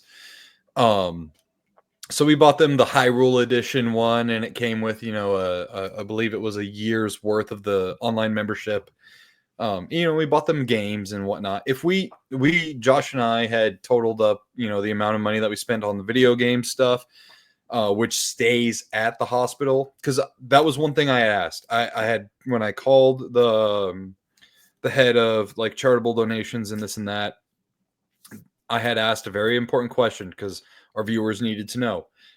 The money that we earn to spend on these gifts, are these gifts going to stay at the hospital, or will they go home with the children? Because that was my intention. I wanted those gifts to go home with the children after they recover and get out. Sure. And and they had said, you know, majority will go with the children. There are hospital specific things that we would like a Switch and a video games for the library that they have there. And obviously we bought more gifts than there were patients. Mm-hmm. So they had said that they have a prize closet. So whenever a kid meets their goal to discharge or a recovery goal or this or that, they can go to the prize closet and take something out. So what's really awesome is all the toys that we had bought in them, even though it was for the Christmas toy drive, all the excess goes to that prize closet, which will have longevity for future patients. So I would like to do like double at least for that. So those are the goals. Conventions, obviously grow the channel and multi-stream, and raise even more money for our charity. When do you generally start? Because I know you've done it for a couple of years. When do you generally start? So pretty much the week of Thanksgiving. Okay. So Thanksgiving tends to be the last Thursday of every month or last Thursday of November. So we podcast every Monday. So that kind of gives us a little bit of a head start into the holiday season, so to speak. Well, if you can remind me, because I'm old enough to be your dad, so my memory is like Swiss cheese. If you can remind me, when it comes time around, I want to try to get the word out and help out as much as I can, because the more eyes on the project, the more mouths making the go around, the bigger it's going to get. I want to see your goal blown away. Yeah. And ultimately the end goal of this charity is to be a legitimate charity. Yeah. I would like to be able to, because, and I told our viewers this too, because everything that was given to us except minus cash was donated through our live stream via PayPal. So I'm going to get taxed on that. Yeah. I'm going to get taxed on it, and it is inevitability. So what I would like to do is eventually set this up as a legitimate charity, and just do it year round.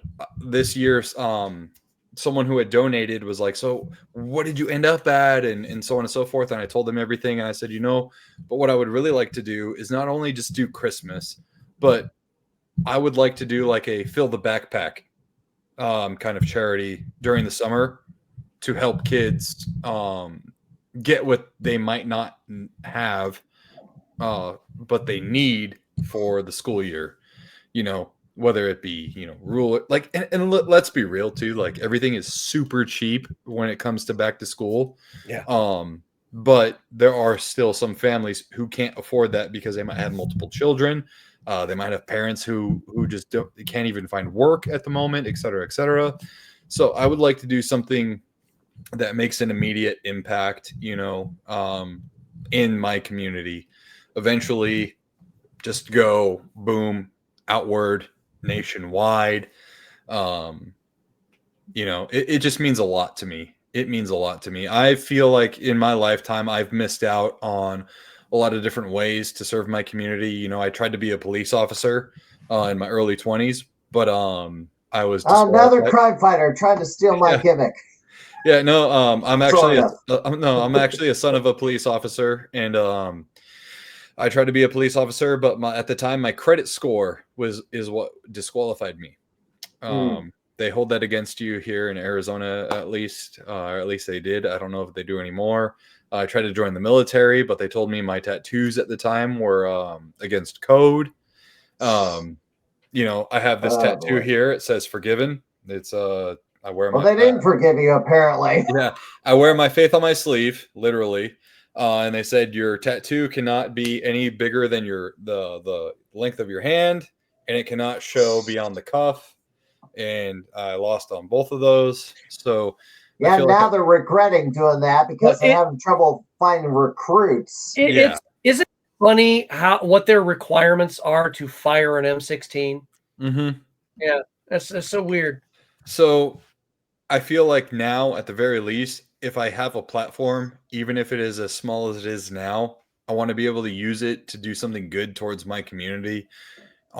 I involve my daughter as well in the Christmas toy drive. She goes out shopping with my co-host and I, and she's kind of our conduit as to what like kids her age might like. That's cool. And it also gives her a sense of accomplishment as well. Yeah. It kind of makes her feel like she's doing good as well. So yeah, God, I'm rambling. Sorry. I just, this subject in particular means a lot to me. And the more I can get it out, the better. I feel like a lot of us here on this platform, whether it be YouTube or Twitch, we're all kind of about the self in some way, shape, or form. And this is a conversation that I've had with our mutual friend, Retro Rob. There's a lot of people who will act kind, and kind of, act like they're your buddy, but in behind closed doors, they're something completely different. And I've had a lot of politicians. Yeah, exactly. I've had a lot of fallings outs this past year, but ultimately it's been a blessing in disguise because at least I know who the snakes in the grass are. And I'm not going to name names or anything like that because this isn't what this is, but but let's do that on Monday night. Yeah, exactly. Yeah. Yeah, do it on Monday. Yeah. We already had that show. Yeah. Monday Night Raw. Right. Exactly. I'm calling out so and so. Meet me in the ring. Yeah. But yeah, no, there's definitely a lot of fake people out there, and a lot of people are very selfish in this medium, and it's a dog eat dog. It really is. Everyone will say that they're out there, watching your content and they support you and we're all a family. They all say this in group chats, but behind closed doors, it's all very about the self and everything. And I really like to think that what I do and my co-host do break the mold in that sense, and we really when you become a dad, it really changes you, and I've been a dad for a decade now, and I have a new baby, who's 7 months old, and it really reignited that fresh thought of being a parent again, in me. And my co-host, he doesn't have, anything like that. So it's, I really say like this endeavor is mine and he's there to root us on, and whatnot. But these causes really mean a lot, and I feel like if you have a platform, you should be using it for good, sure, make your earnings as well, but do some good. And one thing I was very proud, and I'll end it on this, and it might be a little cocky, but that's all right. One thing I was very proud to say is that no one else in our field was doing what we did during the holiday season whatsoever. No one else was doing toy drives or raising money, and this is no slight to you, Scott. I'm just saying this in general. No one else did what we did, and with as small as a platform as we had at the time and still have, I can say that we raised way more money than anyone did because no one did anything. And that's no small feat. And coming from somebody who actually watched that show, I was thrilled to death for what you did, Yeah. And the closest I ever came was my anniversary show. I think it was my second anniversary show. I just put up, because I don't know how to raise money for anything. I just put up a thing saying, hey, let's send money to St. Jude's. And I didn't want to get, like, with the Gerard the Completionist thing, right? I didn't want people sending money to me because I don't want them to think, oh, he's stealing this money or whatever. It's like, no, this is their actual link and stuff to St. Jude's, and that was it. And Facebook flagged me for it. And they took it down. They said they called it spamming. I'm like, let me get this straight. I'm trying to raise money for kids with cancer, and you bastards are calling it spam. I hope you die. Cluck Zuck strikes again. Yeah, but no, what you did was freaking awesome. And then with my third anniversary show, I put up a link for pac-man QC. That's all I could do. Right. And I wasn't going out buying the toys and taking them over there. And you were calling the hospital. I mean, you put in the full 9 yards, plus you put your heart into it. And I was happy to just participate. Yeah, we were extremely grateful for your participation, and that's that. I don't have a job right now. It was the best I could do, but for me, the payoff was seeing you guys put those photos up and get that stuff to those kids. And an old friend of mine and I said this a long time ago. I said, it'd be really cool if I ever had a YouTube channel. I would love to. This was back when the DS was out. I said, I would love to have a pallet of DSs and just start taking it to hospitals and just handing them out. Yeah. Dude, you did something that I just dreamed of. And that is worth 100,000 subscribers watching your channel alone, because you made a difference in a bunch of kids' lives. This past year, not my youngest niece, but the youngest child of my sister-in-law was diagnosed with leukemia. And when I heard about you doing this, it made me think of her and that family and what my sister-in-law and brother-in-law are going through, and the rest of us too. Because I told my wife, I said, we're literally Lydia's army. Yeah. and you became you and your co-host became a two-man army for all those kids and for that hospital. And, I don't take my hat off for a lot of people and show my bald head, but my hat's off to you. Thank you. Because you're not rambling. You did something that's so good, and not to sound condescending, but I'm proud of you for doing it. I love you for doing it. Thank you. I'm literally fighting tears right now. So thank you. I am too. There isn't a crowd in here, but I'm gonna have to do this. So. Thank you. One of our guests that we had on, is a good friend of mine. His name's Jim from a channel called Drink a Beer, Play a Game. I know the channel. Yeah, I had no idea that he had a daughter as well who had a long stay in the hospital because of a heart defect, and he decided to share that with us, on our Christmas special when we had him on. And you just have no idea how many people it reaches, like the cause that we have and everything. So I just want to expand on that, and I just want to, I really want to make a difference. I don't want to just be another retro or another video game YouTuber, streamer, or whatever. I want to make a real difference, and my name, Nicholas, my birth name, Nicholas, has a Greek root, is Nicholas, or whatever it is. And it means the people's victory. And I carry that on my sleeve all the time, whether it be standing up to bullies in school for other kids, because I was always the bigger kid my age, or, wanting to serve my community. I just really, really hope that this year I can do something special with my platform and my channel and show and do something good for the world, because the world's been very divided, especially just our country in general. Our country's been very divided, and very divided. Very divided. Yeah, anything that I can do. I've never noticed.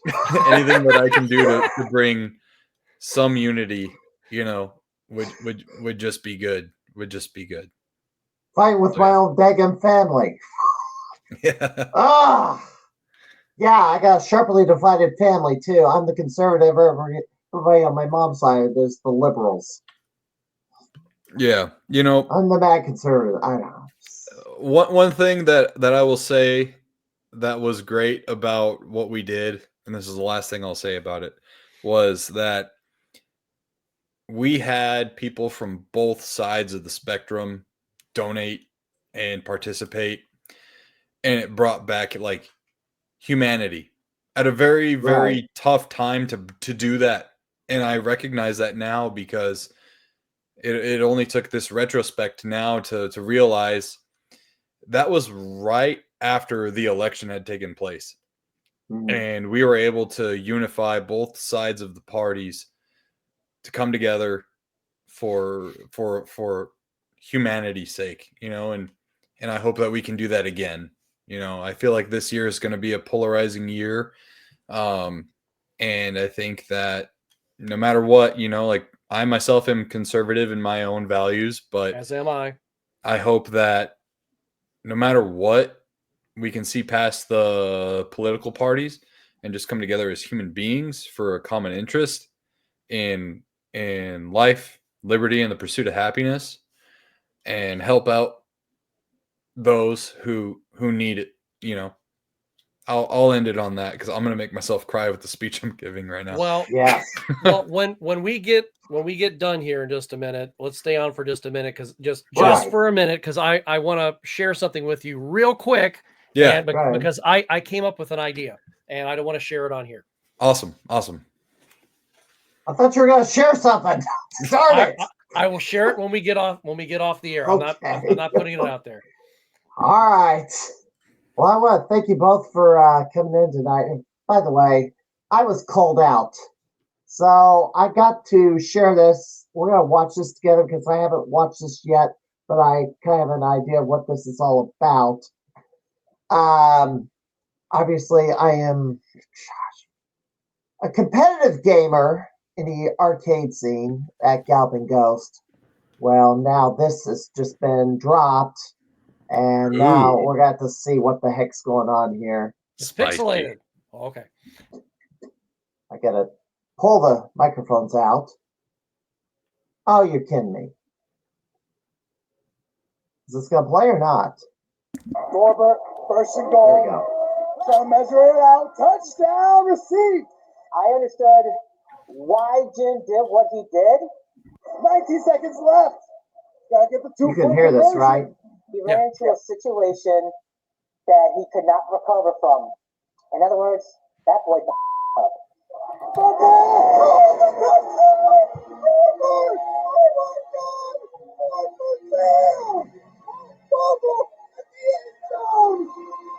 Everyone keeps saying that my win over Jim Castro was a fluke.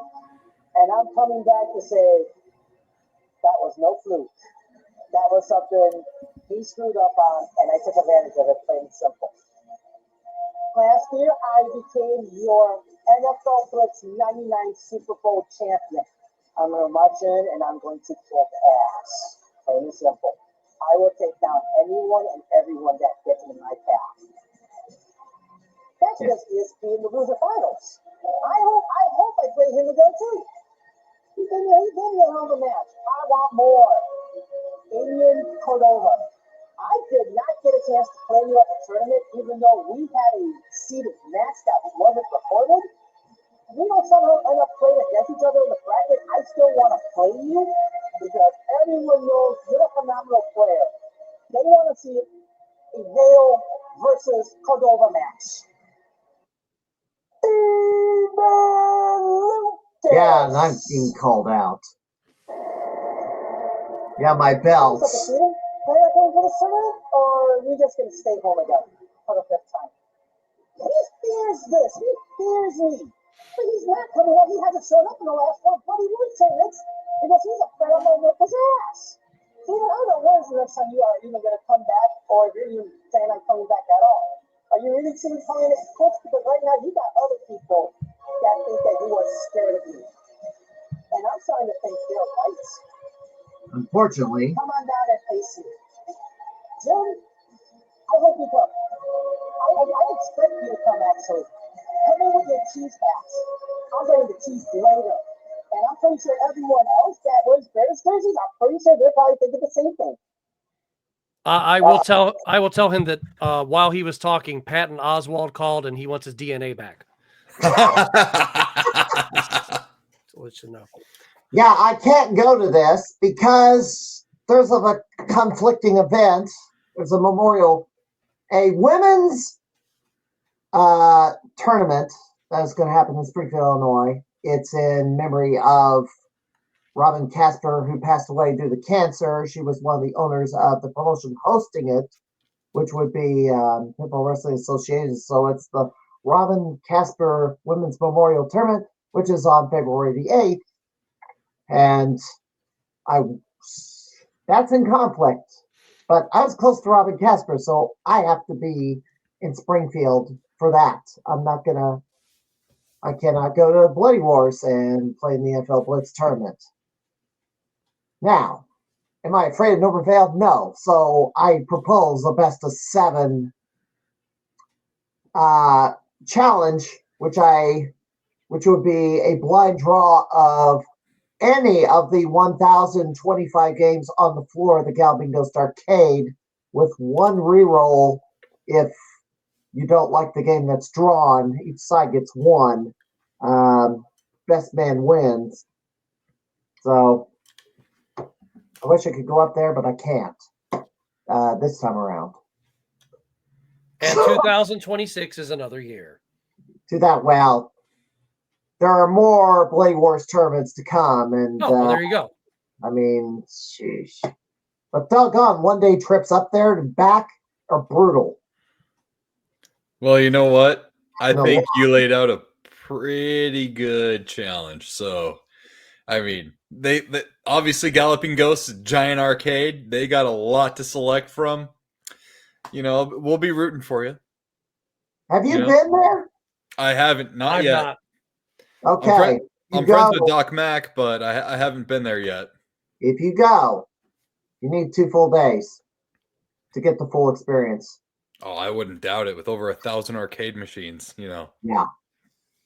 All right. On that note, we're gonna wrap this up. I had a slideshow prepared, but to cover some few things before, well, in the front end of this, but Marcus Bruce had to come in and take off for Marcus. yeah. Oh well. But I gotta show this because I have to announce who's my guest for next week. Who's my next? I gotta pull this up in this. Gosh, I gotta throw this up. Well, I gotta leaf through this. I'm not since I already showed this. Chase for tokens. Yeah, I'm in fourth. Yeah, those are all the high scores I've come, and I got a couple up top. But the guest for next week. Good grief! How far do I have to go down? That's what she said. Next week, it's going to be the video game shop roundtable.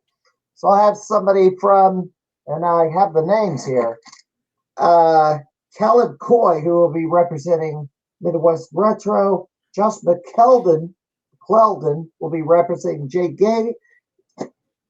Gaming. And Hall's Fright, that's a wrestling name, will be representing Rewind Vintage. That will be next week here on the Crimeycade. Yeah, I don't know who I'm Coy is, but you came on the tail end of this thing. So we covered podcasting and content creation tonight and some other related stuff. So check out the VOD after this is over. All right, gentlemen.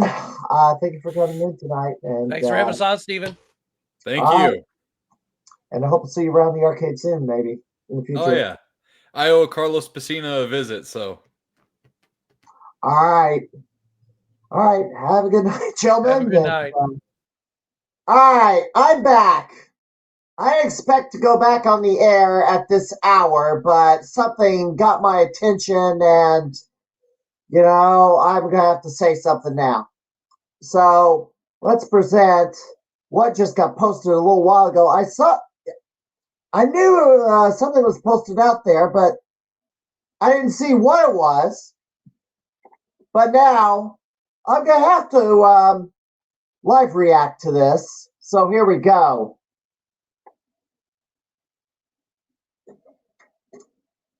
Actually, you know what? I need to start that over because I'm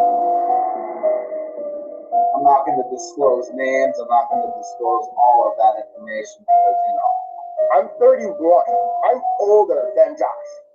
not only that situation was taken care of, but Like, this is not good. Again, Josh, I really hope you're watching. at least I know not to bash other people's names. The real world is scary. Like, it's scary, man. Like, I don't know what y'all want me to do. For such a long time, I've let Josh have his fun, run Bloody Wars the way he wants to, and I've been doing my own thing. And everything was going fine until The bloody draw. I also want King Black Band. I want King Black Band, Brandon Travis to host it again. Host the live stream. here we're not gonna bring that name up. What you guys? We're not gonna bring that name up. Listen. We're not gonna bring that up. Cheap shot. Josh, it's about time you and I settle our differences once and for all. And in what way? Well, I'm pretty sure you all know. But I can't provide full details yet. You'll just have to wait. Okay. Let me plug this thing back in. Test 1, 2, 3. Let's see. Make sure that I plug this in correctly. I gotta make sure. Oh, my God. Good grief. Let's see. Got it backwards. That's got it.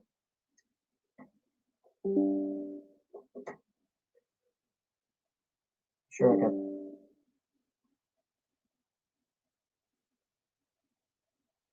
Oh my God! Backwards again.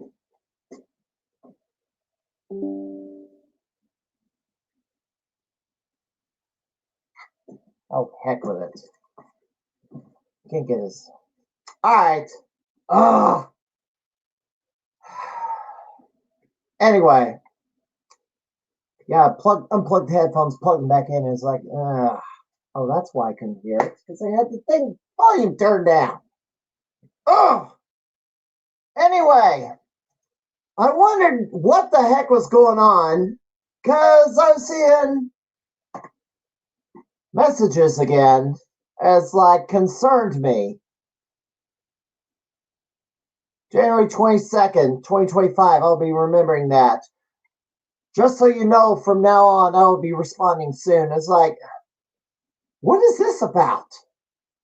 Boy, my hair's a mess. That's why I'm wearing the bandana. Jeez.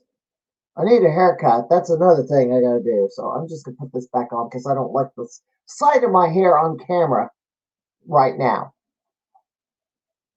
This ain't gonna hold anyway because it's a tie. So I wondered if it was something that happened. Happened. Gosh, which day of the week it was? Well, it still happened yesterday or the 21st, whichever day it was. He had the date wrong anyway. It was on Tuesday, the 21st. I don't know why he changed the date to the 22nd, but whatever. Know yourself and you will win all battles. And then January 22nd spammed in the background. Here's the thing. The video was posted on the 21st. This was on the 21st, not the 22nd. So he's got the date wrong. Because all I did last night was run around the city. So I wasn't in front of the computer to do anybody's podcast. I wondered if this was it was just like, okay, something happened.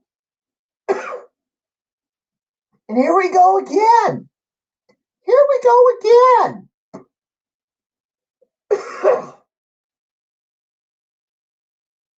So I guess what's the question now? Now I mentioned King Cam Blackman. Josh and Brandon had an incident last year. And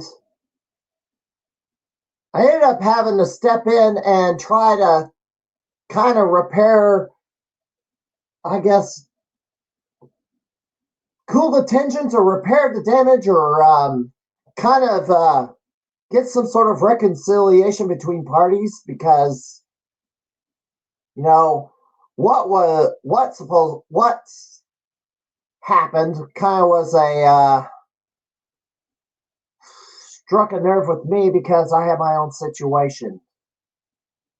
Which is why I'm kind of phasing out of the wrestling business because all the stupid nonsense and the grifting, the identity politics, the wokeism, and people who are, I guess, exploiting things for personal gain, that is grifting. Taking shortcuts and claiming this, so they could, I guess, have an easier time playing against a different group of people that they would stand a far better chance of defeating than they would have otherwise. Regardless.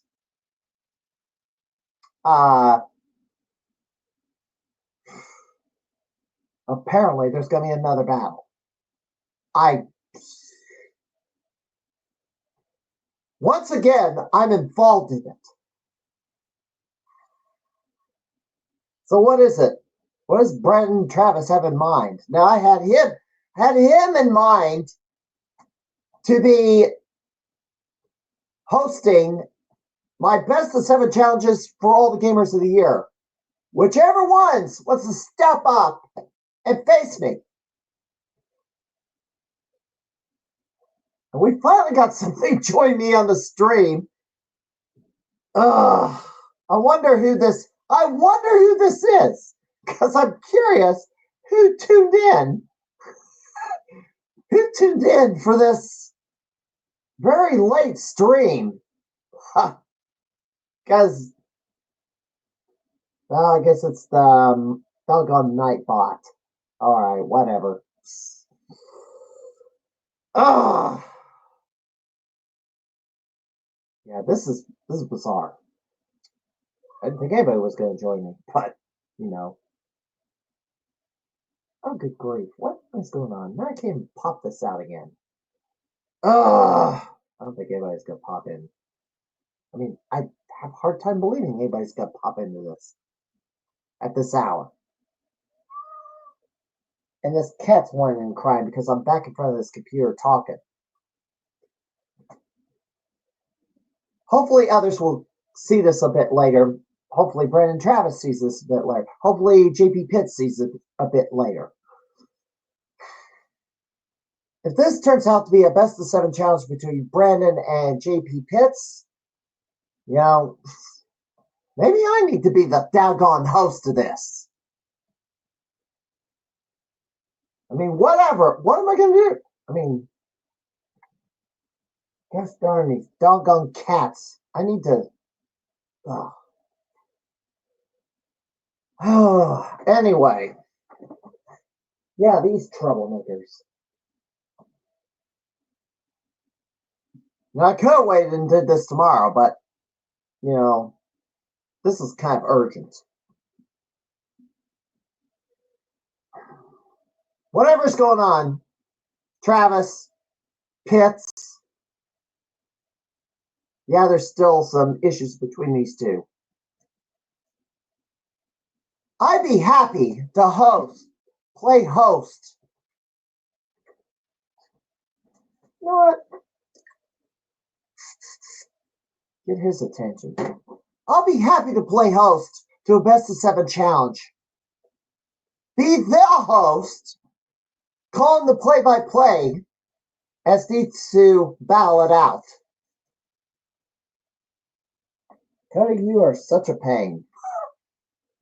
So that's my response to the King Can Black Man video. Now, obviously, Norman Vale posted a video directed comments towards me. I can't be there.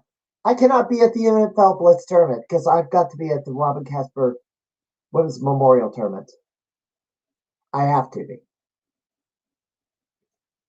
I feel I have to be.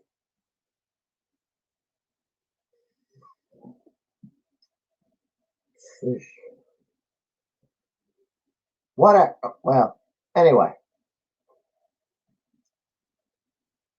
More drama. You try to leave the wrestling world and its drama behind, and then I stumble into a whole new set of drama. Or a whole new world of drama.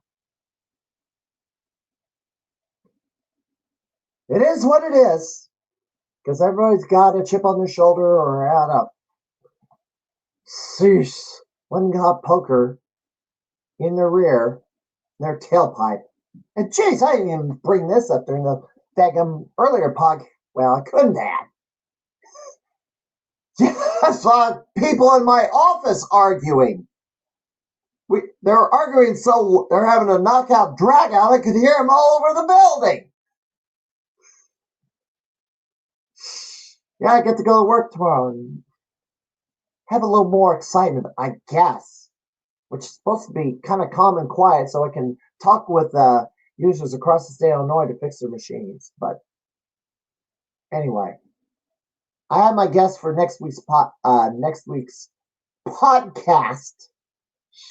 Geez, should I throw this back up again? I guess I might as well since I'm here. Jeez. Oh, why? Present, share screen. Where is this? Where is it? Oh, here we go. Well, there ain't gonna be drama. Well, there's wrestling. I guess there's gonna be wrestling drama to talk about because the owner of Rewind Vintage is involved with the wrestling promotion. So, gosh, what will happen? I don't know. I don't know. Ugh. Sheesh. Since I got this up, I might as well run through all these stinking slides. Now I need to pull this down for a second. Oh, my goodness.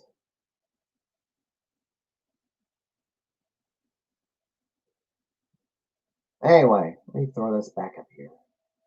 I have the house high for Sky Skipper and Second Earth Gradia.